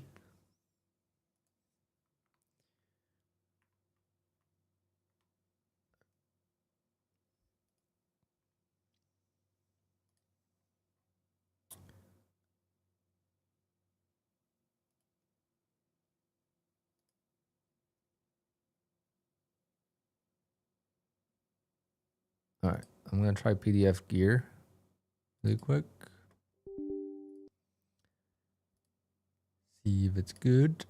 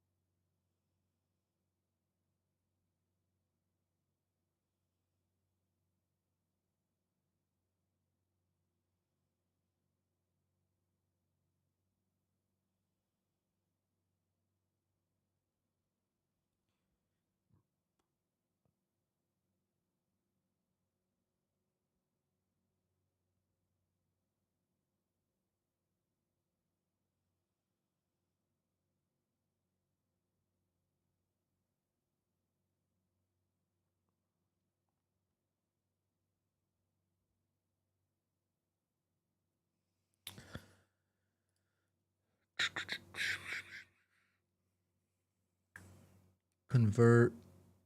No.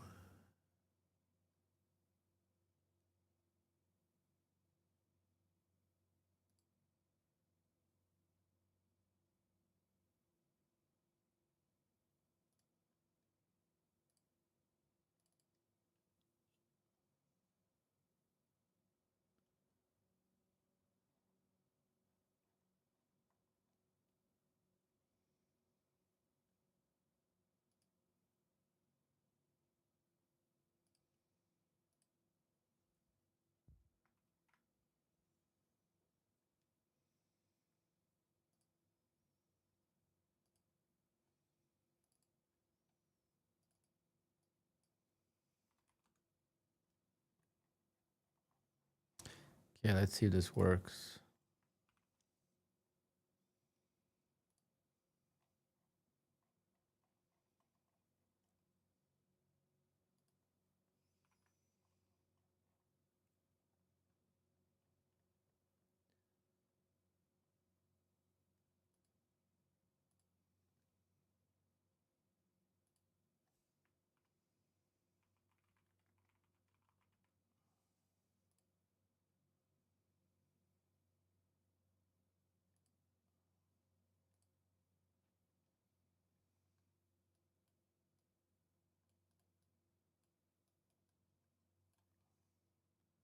I'm trying to sign with your freaking mouse is so hard.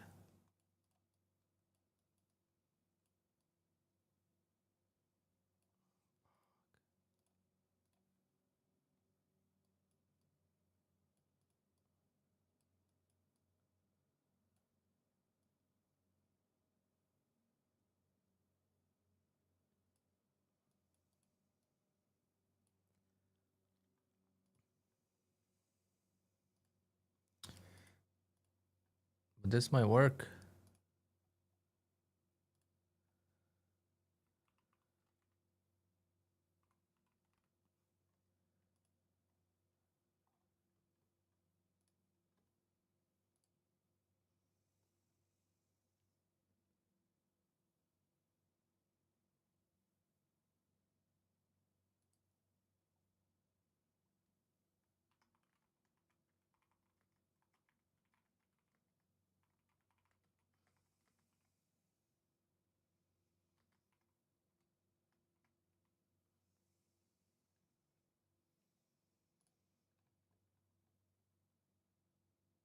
All right, that worked. Thank you so much.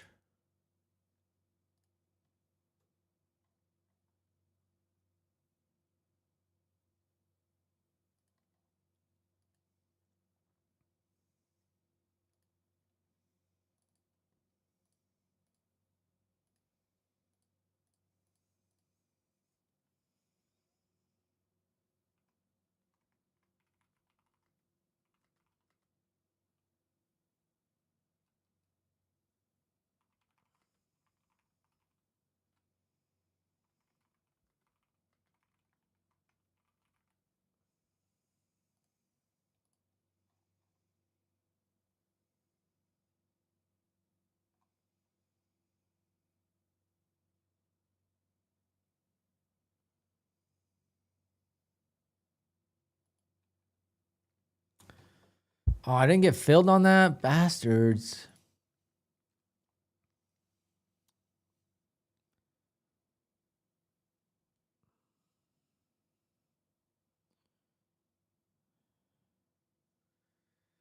Wow, we would have been green, hella green right now if we got filled on that.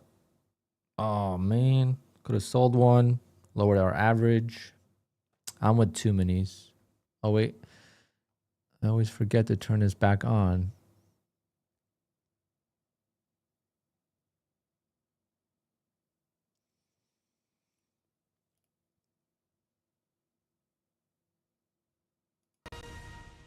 There you go. Now you can see it better.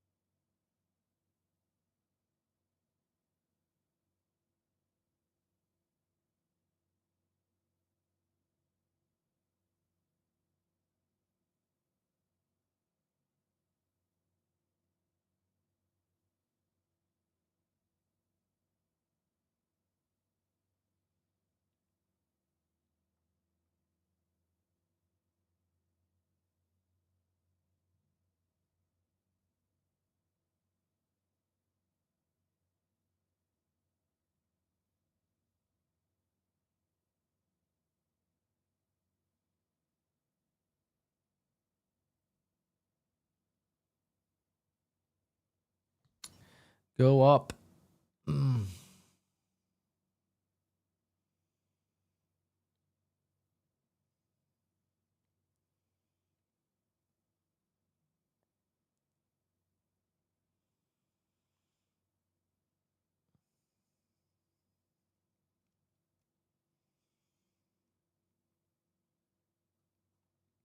Been trading for 2 years with Apex. Have made $1,800 net profits. Was down 27K in the learning phase and recovered it. Is it worth continuing? Have you ever felt burnt out doing this early on? Oh yeah, many, many times. many, many times. I even feel burnt out sometimes when I have a bad month and things are not going well. We blow accounts and stuff, but now is it worth continuing? I mean, that's gonna be up to you, depending on like what else is going on in your life. Like, I don't recommend anyone trading for a living. I think that's a recipe for a heart attack. Unless you're very young. If you're very young and you don't have to worry about much yet as far as security, expenses, mortgage, all that, then it's maybe a little bit easier. But if you have kids or whatever, then trading for a living is just not something that's ideal. You definitely need a second source of income. That's more like a consistent, secure income.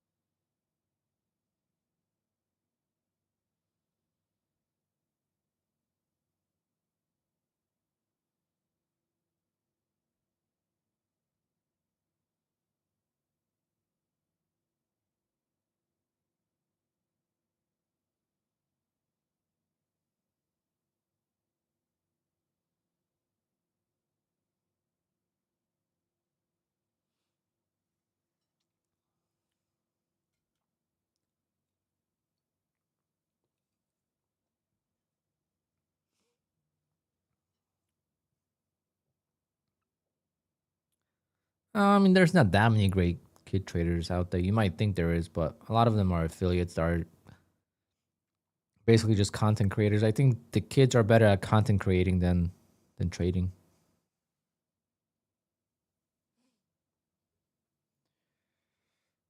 Like Dodgy, for example, makes so much money off content creation.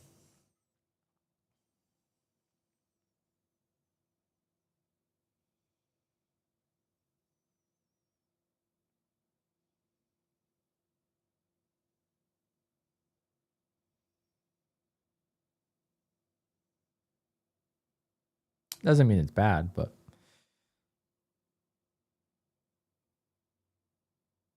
give me 1 second, guys.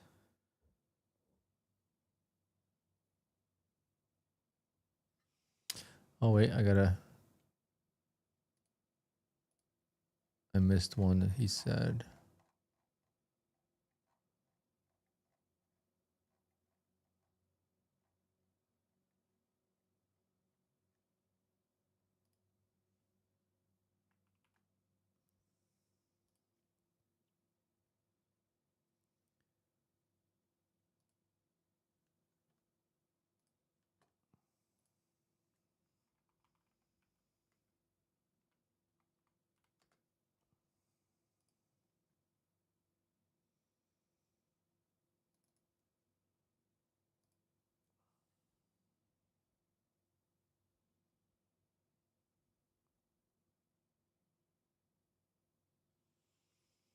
One second, guys. I gotta make a phone call.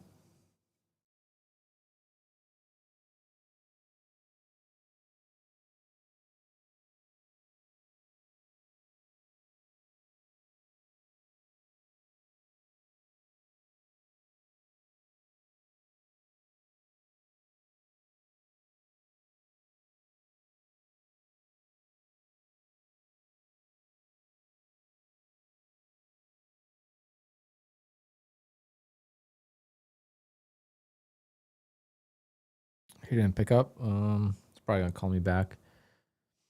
Mercedes releasing a new EV faster than F1 cars. Yeah, that thing's ugly as hell.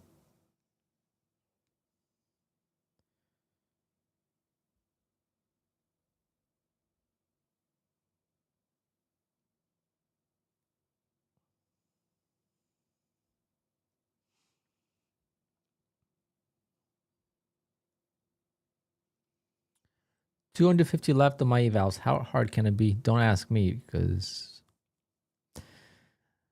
I could tell you a story of last week.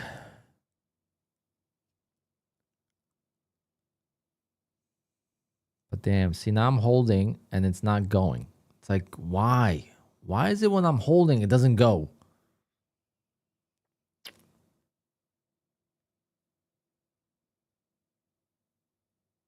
Like, why is it not going when I'm holding? Like, when I'm holding, it doesn't want to go. But when I don't hold, it just goes.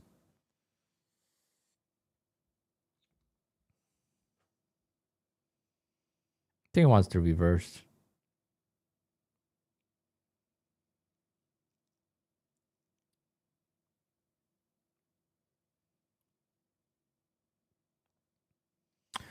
There's a lot of like weird things with Apex Live. There's a couple different things. One was like an eval ban because people were breaking rules and not following any rules. Constant violation. So that was one. 1 second, he's calling me back.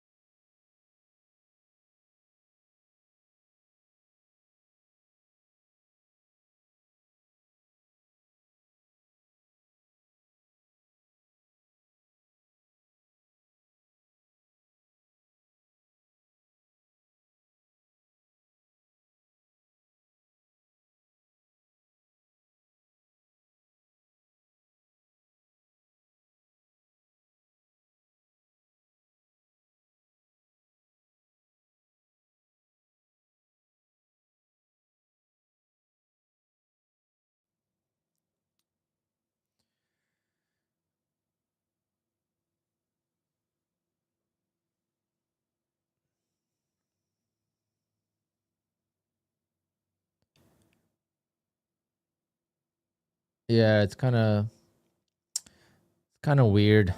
I'm not a fan of what Apex is doing. I've been talking about that for a long time. Um, I have the old accounts, and that's why I became so strict with myself not to blow them or try not to blow them. And it's been going really well. So I have the old legacy accounts. So what happened with the old legacy accounts? Um, people got banned from buying more evals, but they could still trade those accounts, right? So that's what would happen to me if I got banned from buying more evals. The new accounts, they push you to live and you don't have accounts to trade, versus the old accounts, you had the accounts, you just couldn't buy more. Which if they did that, I'm not buying the new accounts for that reason. I don't want to get pushed to live just because I have a few new accounts. Once they have the live account and it's all set, then yeah. But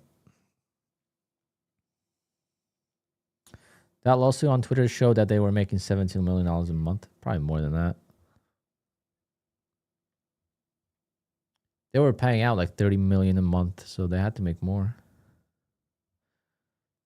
I don't know how much money Apex is paying out now, though. Like, it doesn't... There's no... I don't think there's a way to check anymore, right? Is there?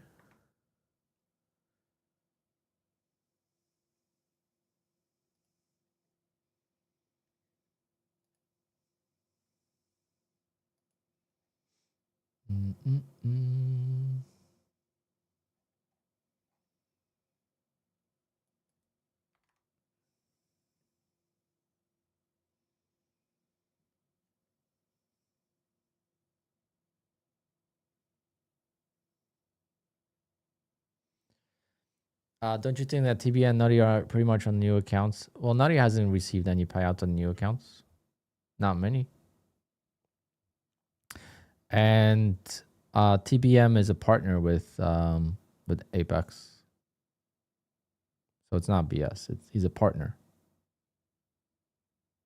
This is why TBM does not trade any other prop firms.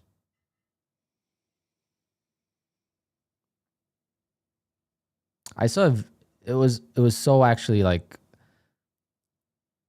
relevant to trading with prop firms. How come Rory McIlroy has not paid a greens fee to play golf in the last 19 years? He doesn't, when he plays golf, he doesn't pay. Why? The same thing. It's the same thing.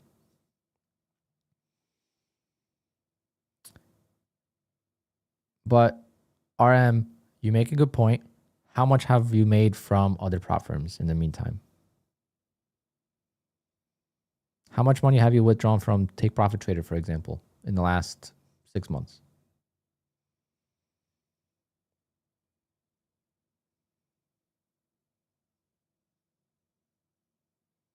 Like Apex is no different than any other prop firm right now. They used to be, but they're not different than than new prop firms.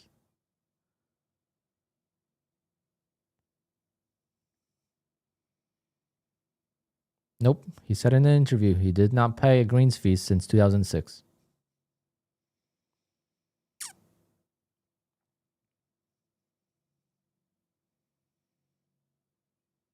All right, so you made 30K and now you have other prop firms to trade with. That's all you could do. I mean, there's nothing you could, you could complain and do whatever you want, but like at the end of the day, it's your life and you got to make money. So what are you going to do? What's your options? Go trade with Lucid, TRADEIFY, MyFunded Futures, Top Step, Take Profit Trader, Alpha Futures, Phidias, Bullnox, and make 30,000 with every prop firm and make good money. And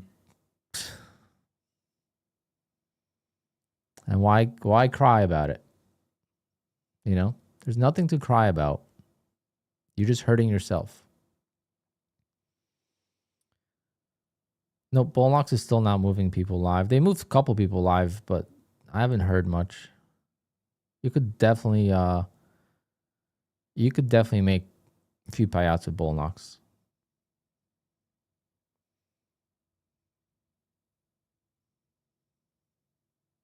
Max out every prop firm. That's all you can do.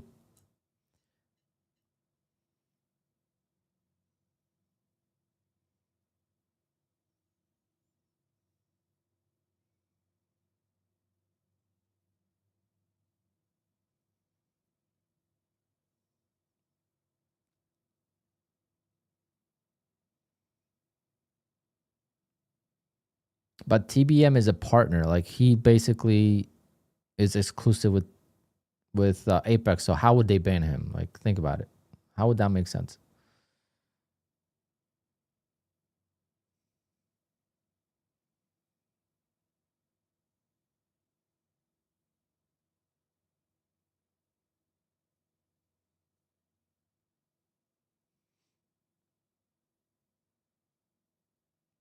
I don't think Apex should ban anyone without having the live program ready to go. I think Apex made a huge mistake by telling people they're getting moved to live instead of telling them you broke rules, you've been breaking rules, you've been violating every single rule that we have, and you're banned. You can't buy more evals. But no, they said you can't buy more evals because you're being evaluated for live account. Like it made no sense. That's what I really don't like.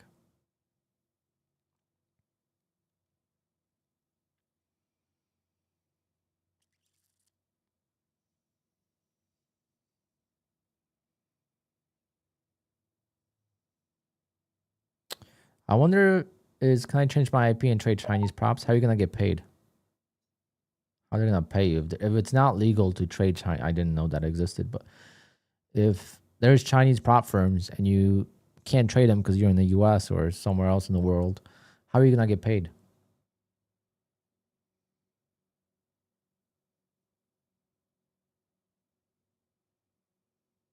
Yeah, the communications have been awful with Apex and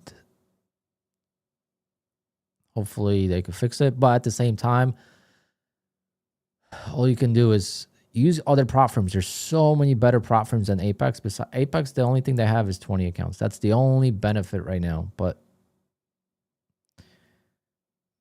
Lucid is putting people live so fast. Every prop firm is putting people fast on the live program because they just can't afford to keep paying. That's why Take Profit Trader is the best prop firm because when you go live, it's actually an upgrade. So you want to go live. Everyone wants to go live with Take Profit Trader. And it's an upgrade to your pro account with your sim accounts.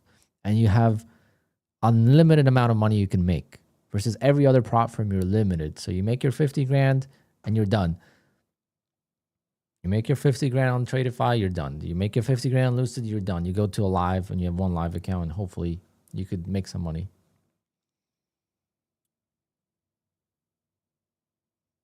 Apex is going to have one live account. That I could tell you because that's what, when I spoke to Dan Cook, one of the owners at Apex at the MOT live, I was talking to him about like Take Profit Trader and how they work. And he said that's never going to happen. It's Apex is going to be one live account.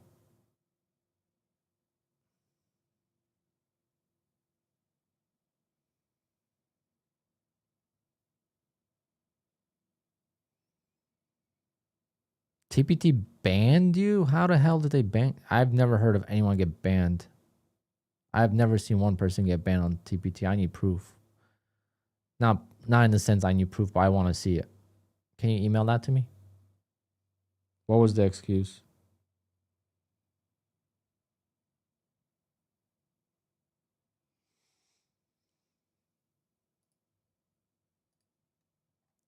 Mm,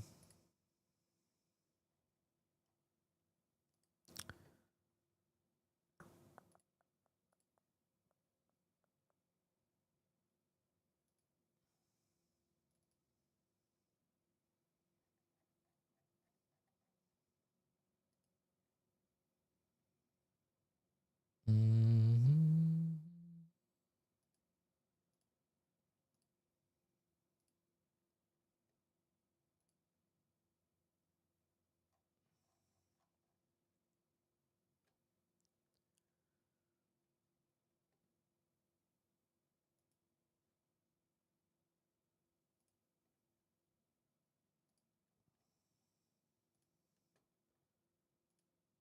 come on, market. Go up now, please.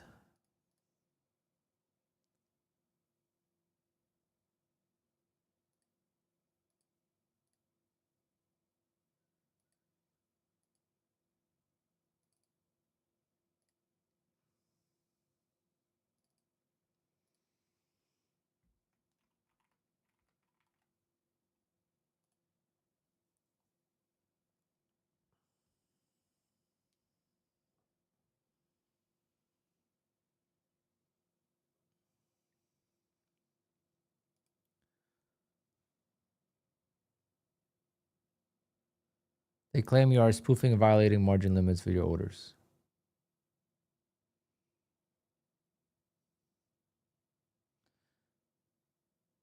I've seen that, but I don't. I don't. I think that's a violation of CME rules, and that's what they do. Um, so that's not banning you for making profits. That's banning you for your trading style. That's different. But hey, who am I to judge? I don't know. There's a couple people online I saw that had the same issue, and they were told not to trade like that, so they continued. Day traders, I haven't heard much from them in a while.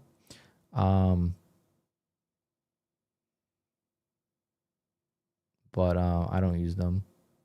There's day traders. There's also legends. So many prop firms out there. That's what I mean. There's so many prop firms out there. Just go and trade them, guys. Instead of complaining, go and trade them. If you're good at trading, you can make money with all of them.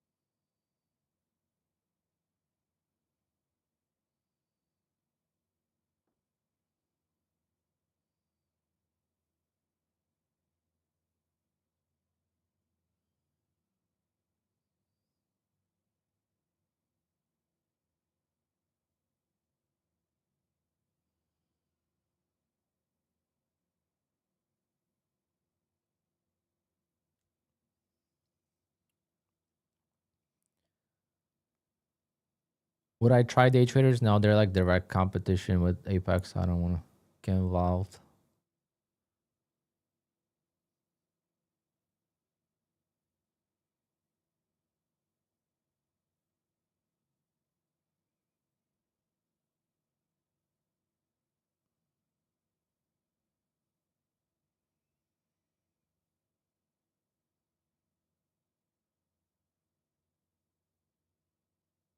I'm thinking about quitting my day job in 2 weeks to trade live and vlog. Don't recommend it. I can't recommend anyone quitting their job.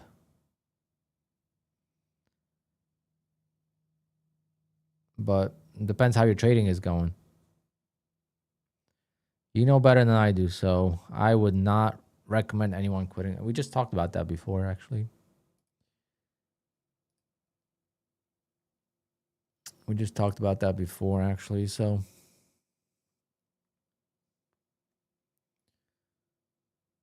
bum, bum, bum, bum, bum.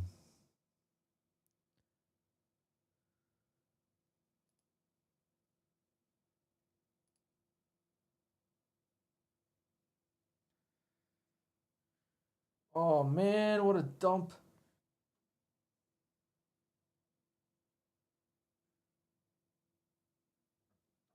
I make it look easy. That's probably a wrong way to look at it. Nothing's easy.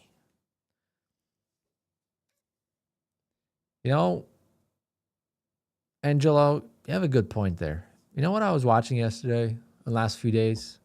Excavator operators and skid steer operators, and they make grading and operation of skid steers look very, very easy, very smooth, dropping soil and making it all even. I try it, and it's not easy. Same thing. I've watched open heart surgeries in person, 3 open heart surgeries when I was in school, because I actually wanted to go into cardiology when I was younger. I wanted to be in the medical field. And I've watched 3 open heart surgeries in person.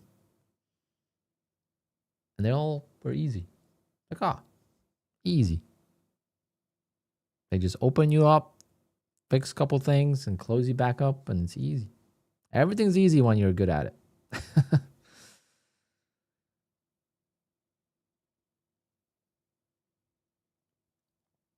If you watched Nutty stream the past week, you would reconsider losing your job and streaming day trading. Nutty is in a different position, just like me. We started streaming at the right time, so we're always gonna have residual income from affiliates. Like we could make 6 figures a year from affiliates, right? It's not the hardest thing to make 10 grand a month or 8 grand a month from trading. From affiliates for us. So it's a little bit different as well, because we already have that second income that's guaranteed. If you're just starting YouTube, it's much harder to get codes now because we did it differently. We did it organically. Everyone's doing it now for money. So it's like everything's just a different ball game now, but prop firms don't give out codes as much. So like if you don't have a following, they're not going to give you an affiliate code. Back in the day, everyone got a code.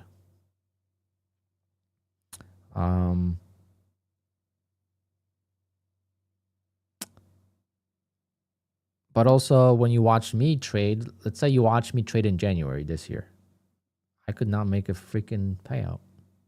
It was so bad. I had to slow everything down. I made $3,500 in January, and I had to slow everything down. I made sure I got 1 or 2 TPT accounts to buffer, and I made sure I get a small payout every day from those accounts. And then I just slowly started to build my Apex accounts. And when I built my Apex account slowly, I didn't really care for them that much. I'm like, the payout's going to be so far away, but I was getting daily payouts from TPT, and you could see I have $28,000 in payouts in February. I would say 25,000, maybe 21,000, whatever. So over $20,000 is from TPT daily. Okay. And then as I was growing the Apex accounts, it took me 20 to 30 days to get a payout with Apex. 30 days, that's a month and a half of trading every day. And we want to get a payout right away. So it's very hard to do that when you start fresh, unless you have to mentally reset. I could not make any money in January. I went to the conference in Miami, and that was fun. But at that time, I was at my lowest point of trading. Every time I go to Florida, I should never plan to go to Florida again.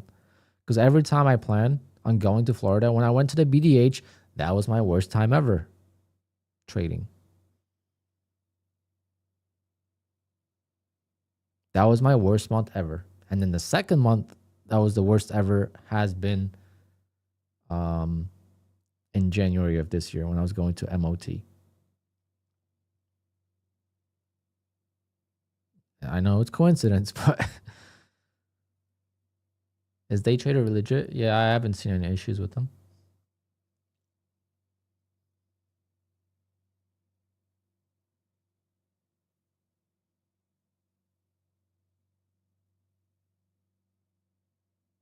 But for me, it's been quite easy to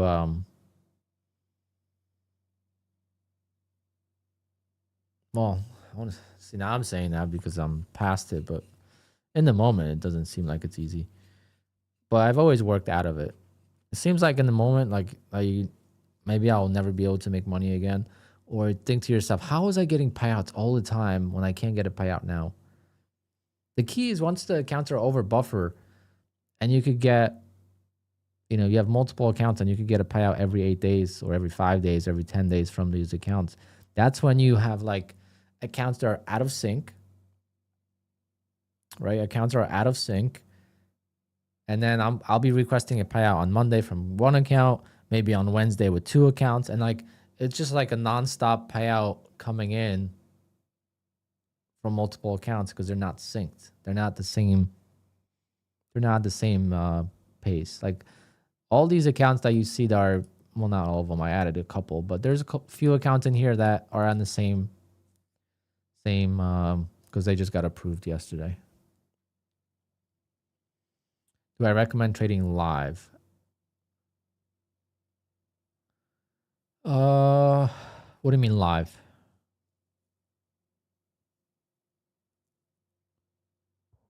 What does that mean? Like live on stream, live as in personal account, live with prop firms?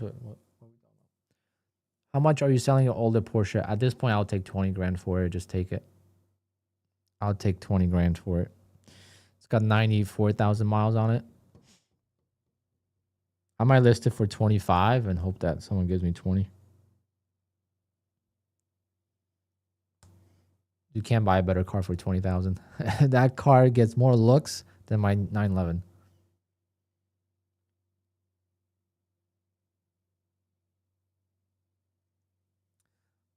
Yep, definitely recommend it, but don't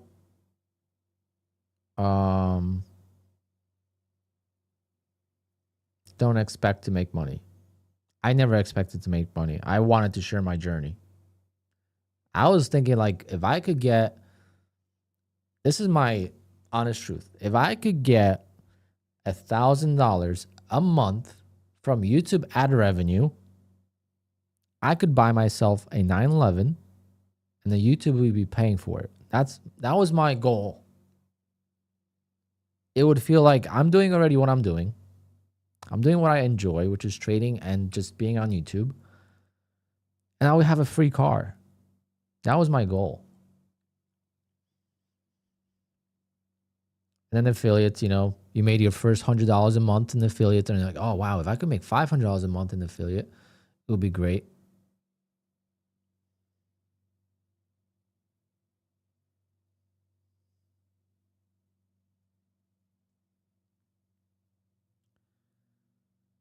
And some prop firms do better than others. And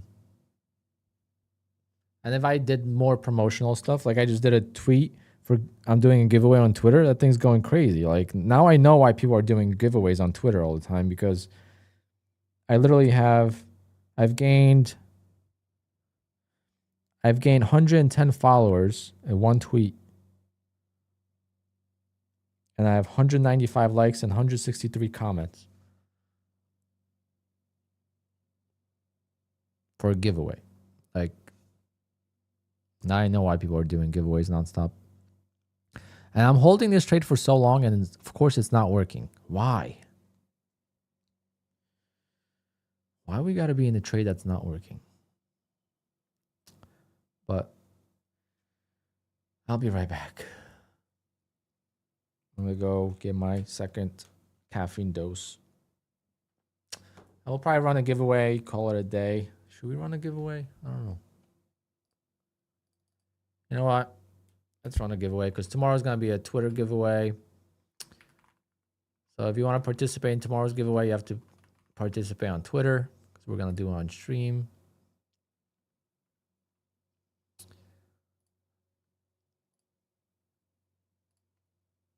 All right. You could enter now. We'll do the giveaway in like 10, 15 minutes.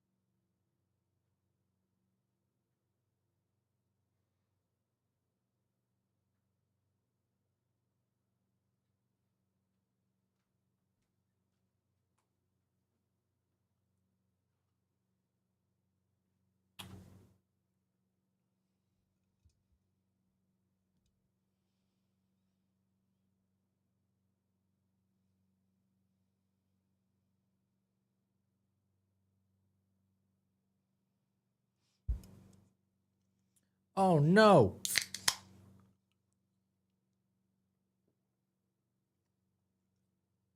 All right, 1220 giveaway.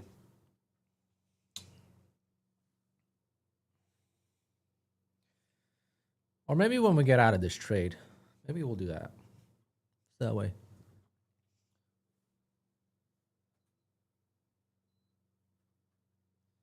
That way there's no actual time.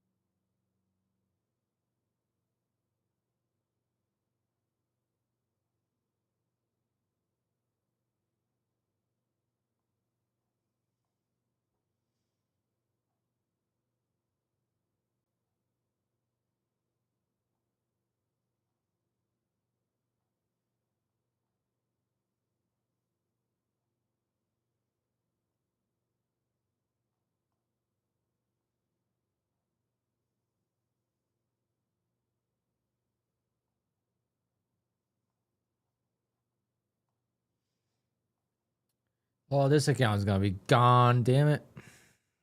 So close to passing it. Unfortunate.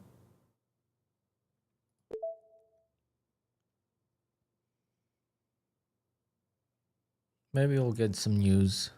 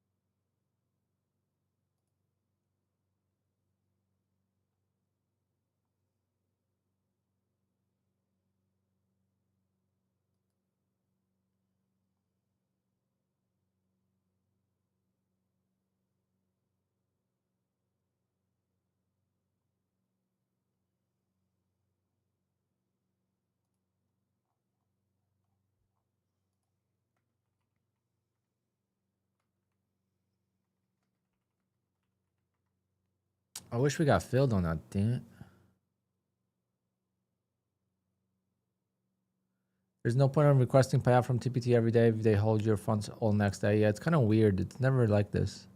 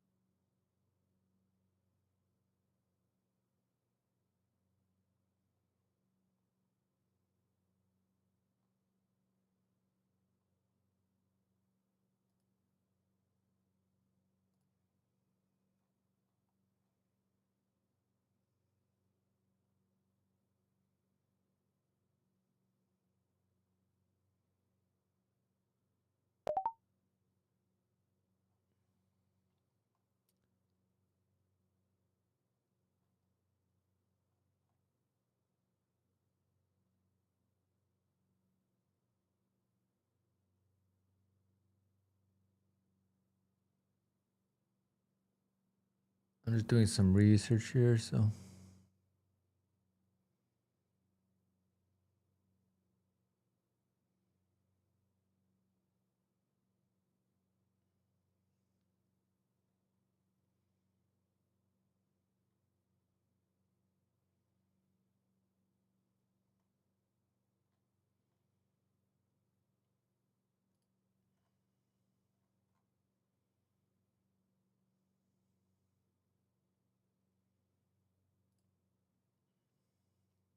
Can we save this?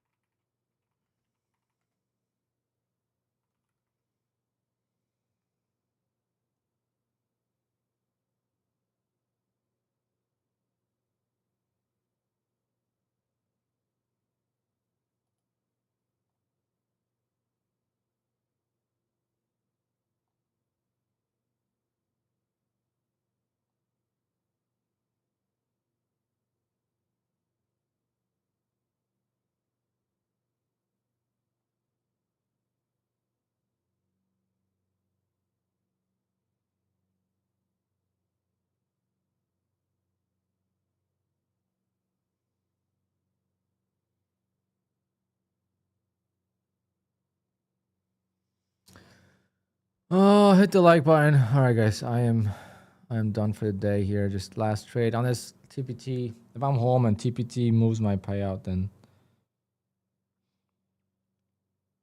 I will maybe trade it.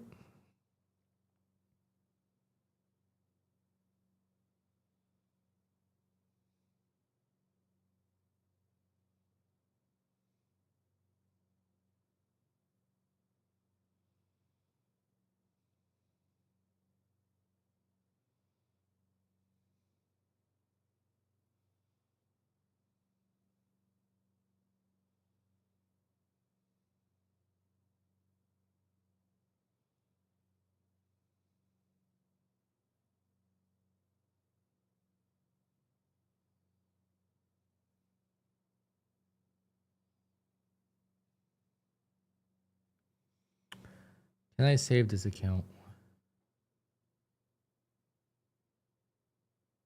If you make 3K on the first day of TPT eval, is there a consistency rule before the 5-day requirement? Yes. $4,500 is well, you're probably talking about the 50K. You can't make 3K. 50% consistency is the most you can make in a single day out of the 5.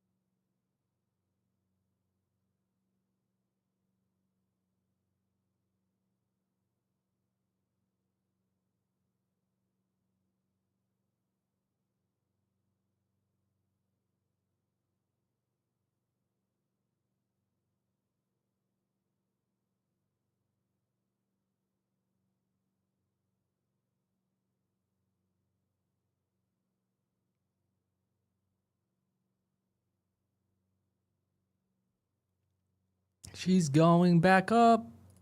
Now add one more.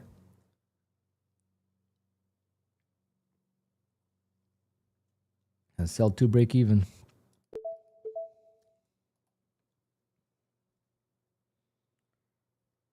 Come on.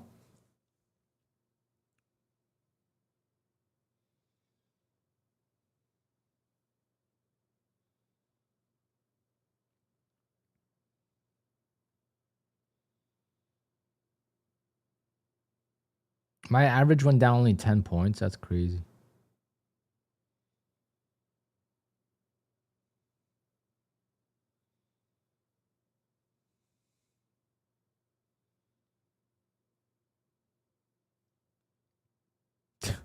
Missed. Ah, so close. That would have gave us a big chance.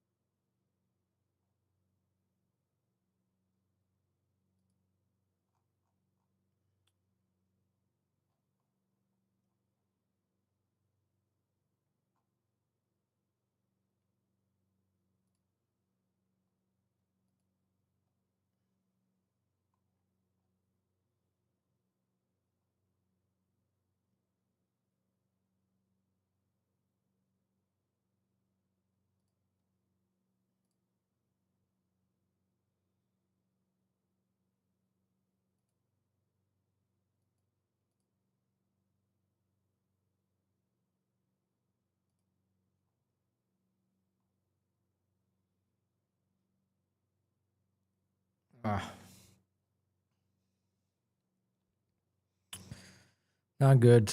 Not good. Not good.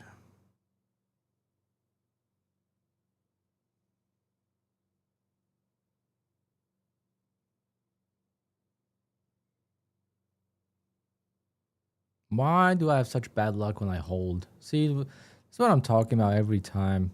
I hold a position, it never goes. Every time I buy and I sell, it goes. I just can't make it up. To this day, I just don't understand. Oh,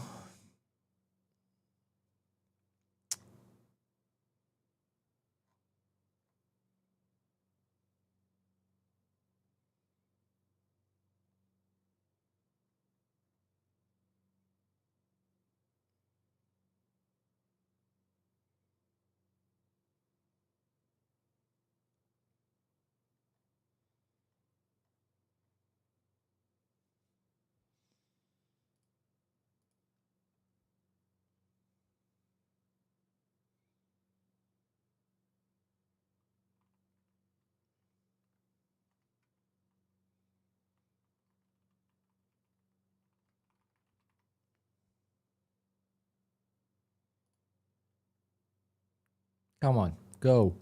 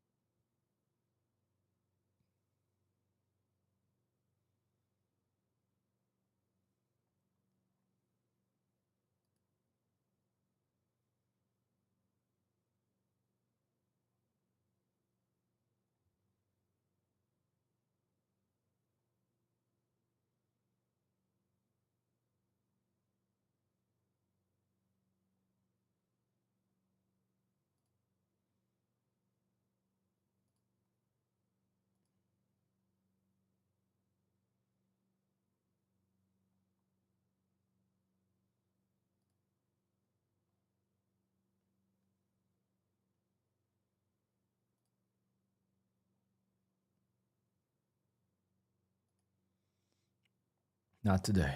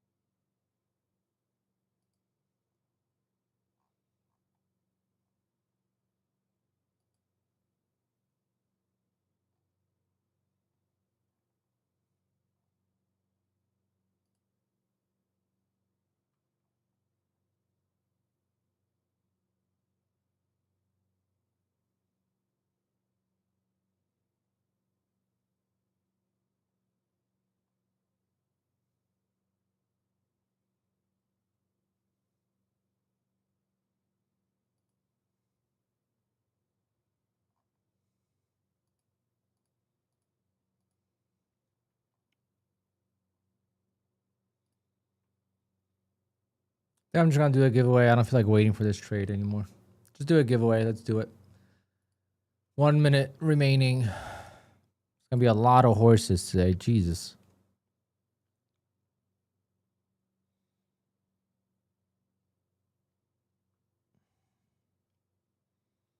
When this hits 27, I'm stopping.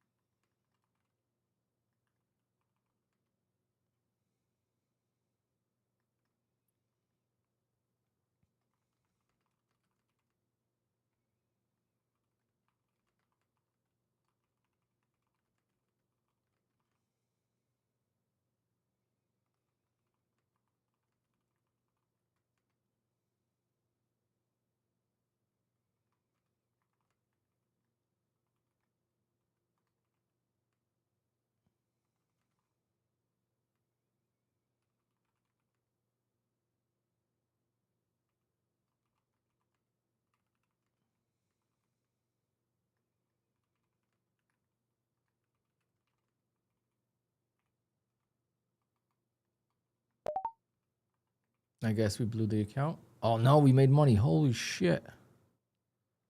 Well, we didn't make money, but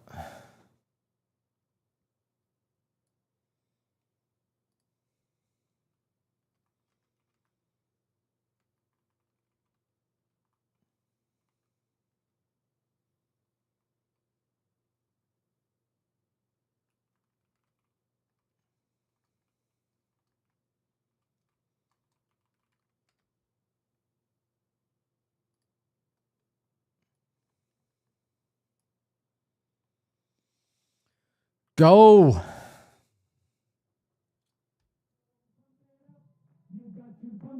Don't you know, pump it up. You got to pump it up. Don't you know, pump it up. You got to pump it up. Don't you know, pump it up. You got to pump it up. Don't you know, pump it up. You got to pump it up. Don't you know, pump it up.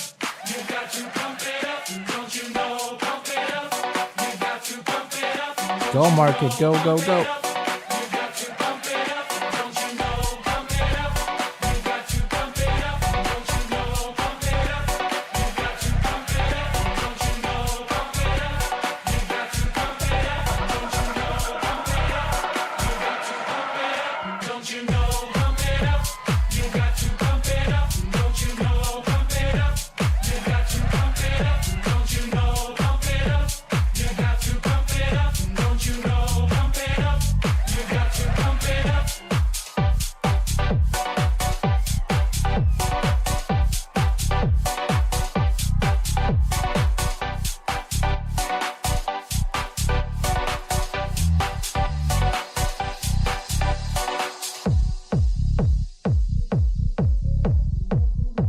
All right, giveaway time. Let's do a giveaway, guys. Let's do a giveaway here.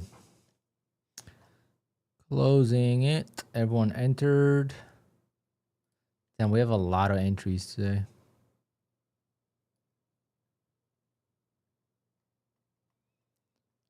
A lot of entries. Go market. Go, go, go. Go, go, go.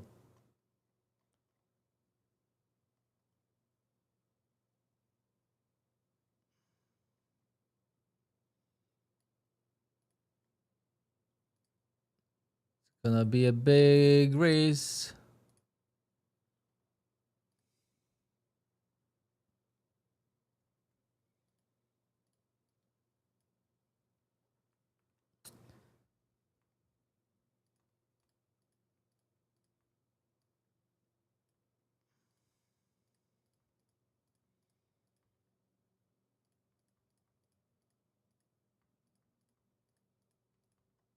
Oh, I can't delete all the.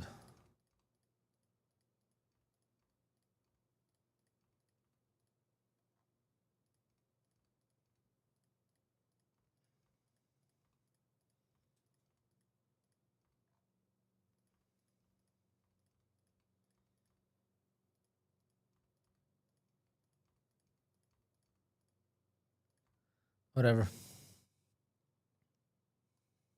Whoa, market's ripping, guys. I'm gonna hold on to it. Fuck it. We always say we sell too soon.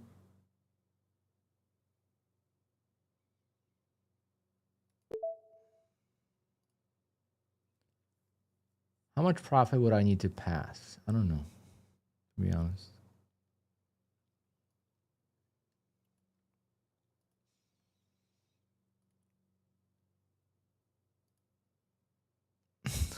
Good luck finding your horse today. Whoa, whoa, whoa. Time was wrong. 2 minutes.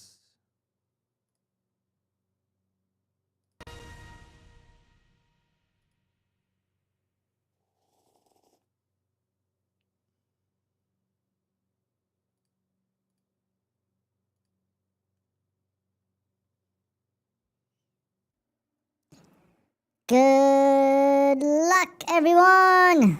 Welcome, welcome, welcome. Happy hump day. We're going racing with 272 horses. Alrighty.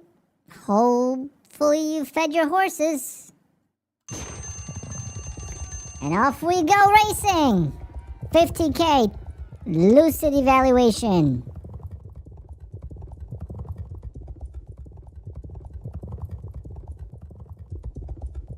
Two-minute race.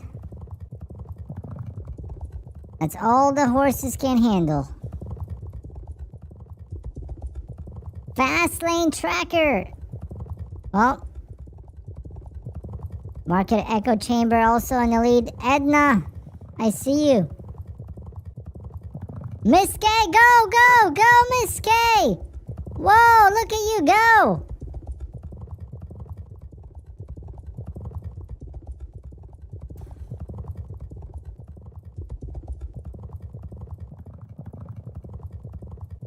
Alrighty.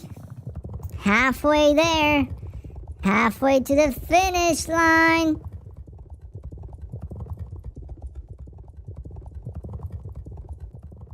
So many horses.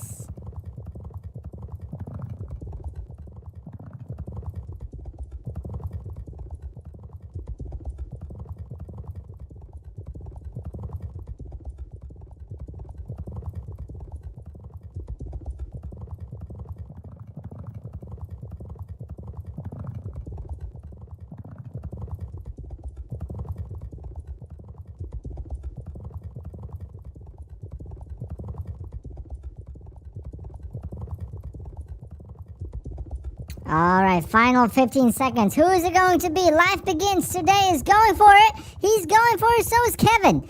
But he cannot hold on because Life Begins today is still leading the race. But can he do it, or is AMD at the bottom going to take the victory? Let's see the results. It is AMD 90. He wins the race. But is he in the chat? Now that is a very important question. Whoa! Hopefully Alpine doesn't see this. Oh goodness. If Alpine sees this, he's gonna be pissed. Oh, we got another female trader winning.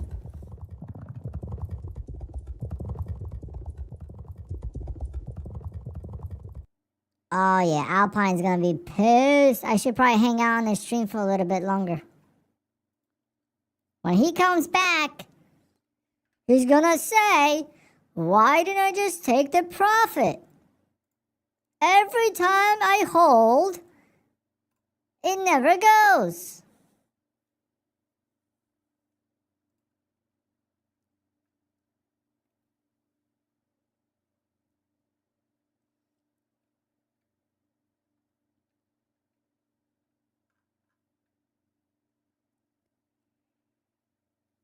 Okay, AMD's in the chat. Congratulations. You get a 50K Lucid eval. Send Alpine or me an email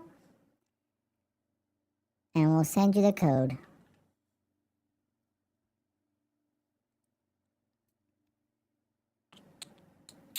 I will see you guys tomorrow. Tomorrow is a Twitter giveaway. Make sure you follow Alpine on Twitter. And we're going to do a giveaway that way. You have to comment on his recent post. And we're going to pick 2 winners.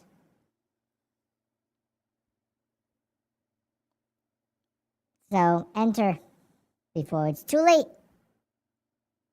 See ya. Bye-bye.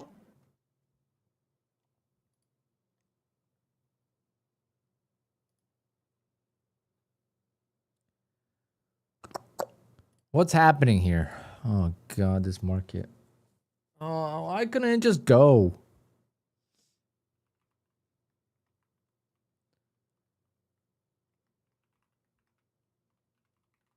That's my Twitter handle.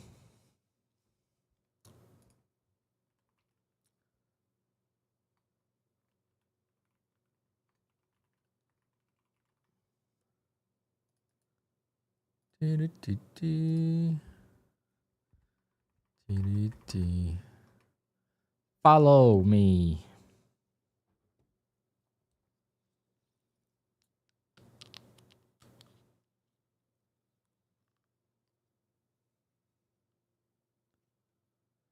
My goodness. But yeah, it's so weird with TPT not clearing my payout. Not fun. All right, guys. It's 1 o'clock. Way too late. Oh, I gotta go. Awesome stream today. Thanks for all the views and support. We got 200 views today, pretty much.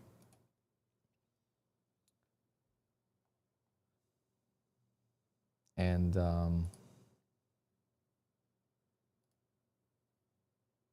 yeah, the whole stream was pretty much 200 views. Peaked at 230. I like that. Thanks, guys, and I'll see you all tomorrow. We'll do it again. Going for a $60,000 month. My second best month ever. Should be able to do it easily. Might even go for 70K month. But it all depends how we do on TPT and how the ORB plays out next few days. Can't get ahead of ourselves. Just one day at a time. Already made our month. And now everything is just extra. If we have to wait till June, we'll wait till June.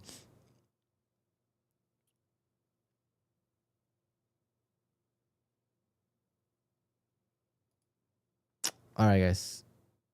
Later. Actually, let's play the song first. Let's play our song. Maybe some people haven't heard it yet. People left already because I said bye 10 times, but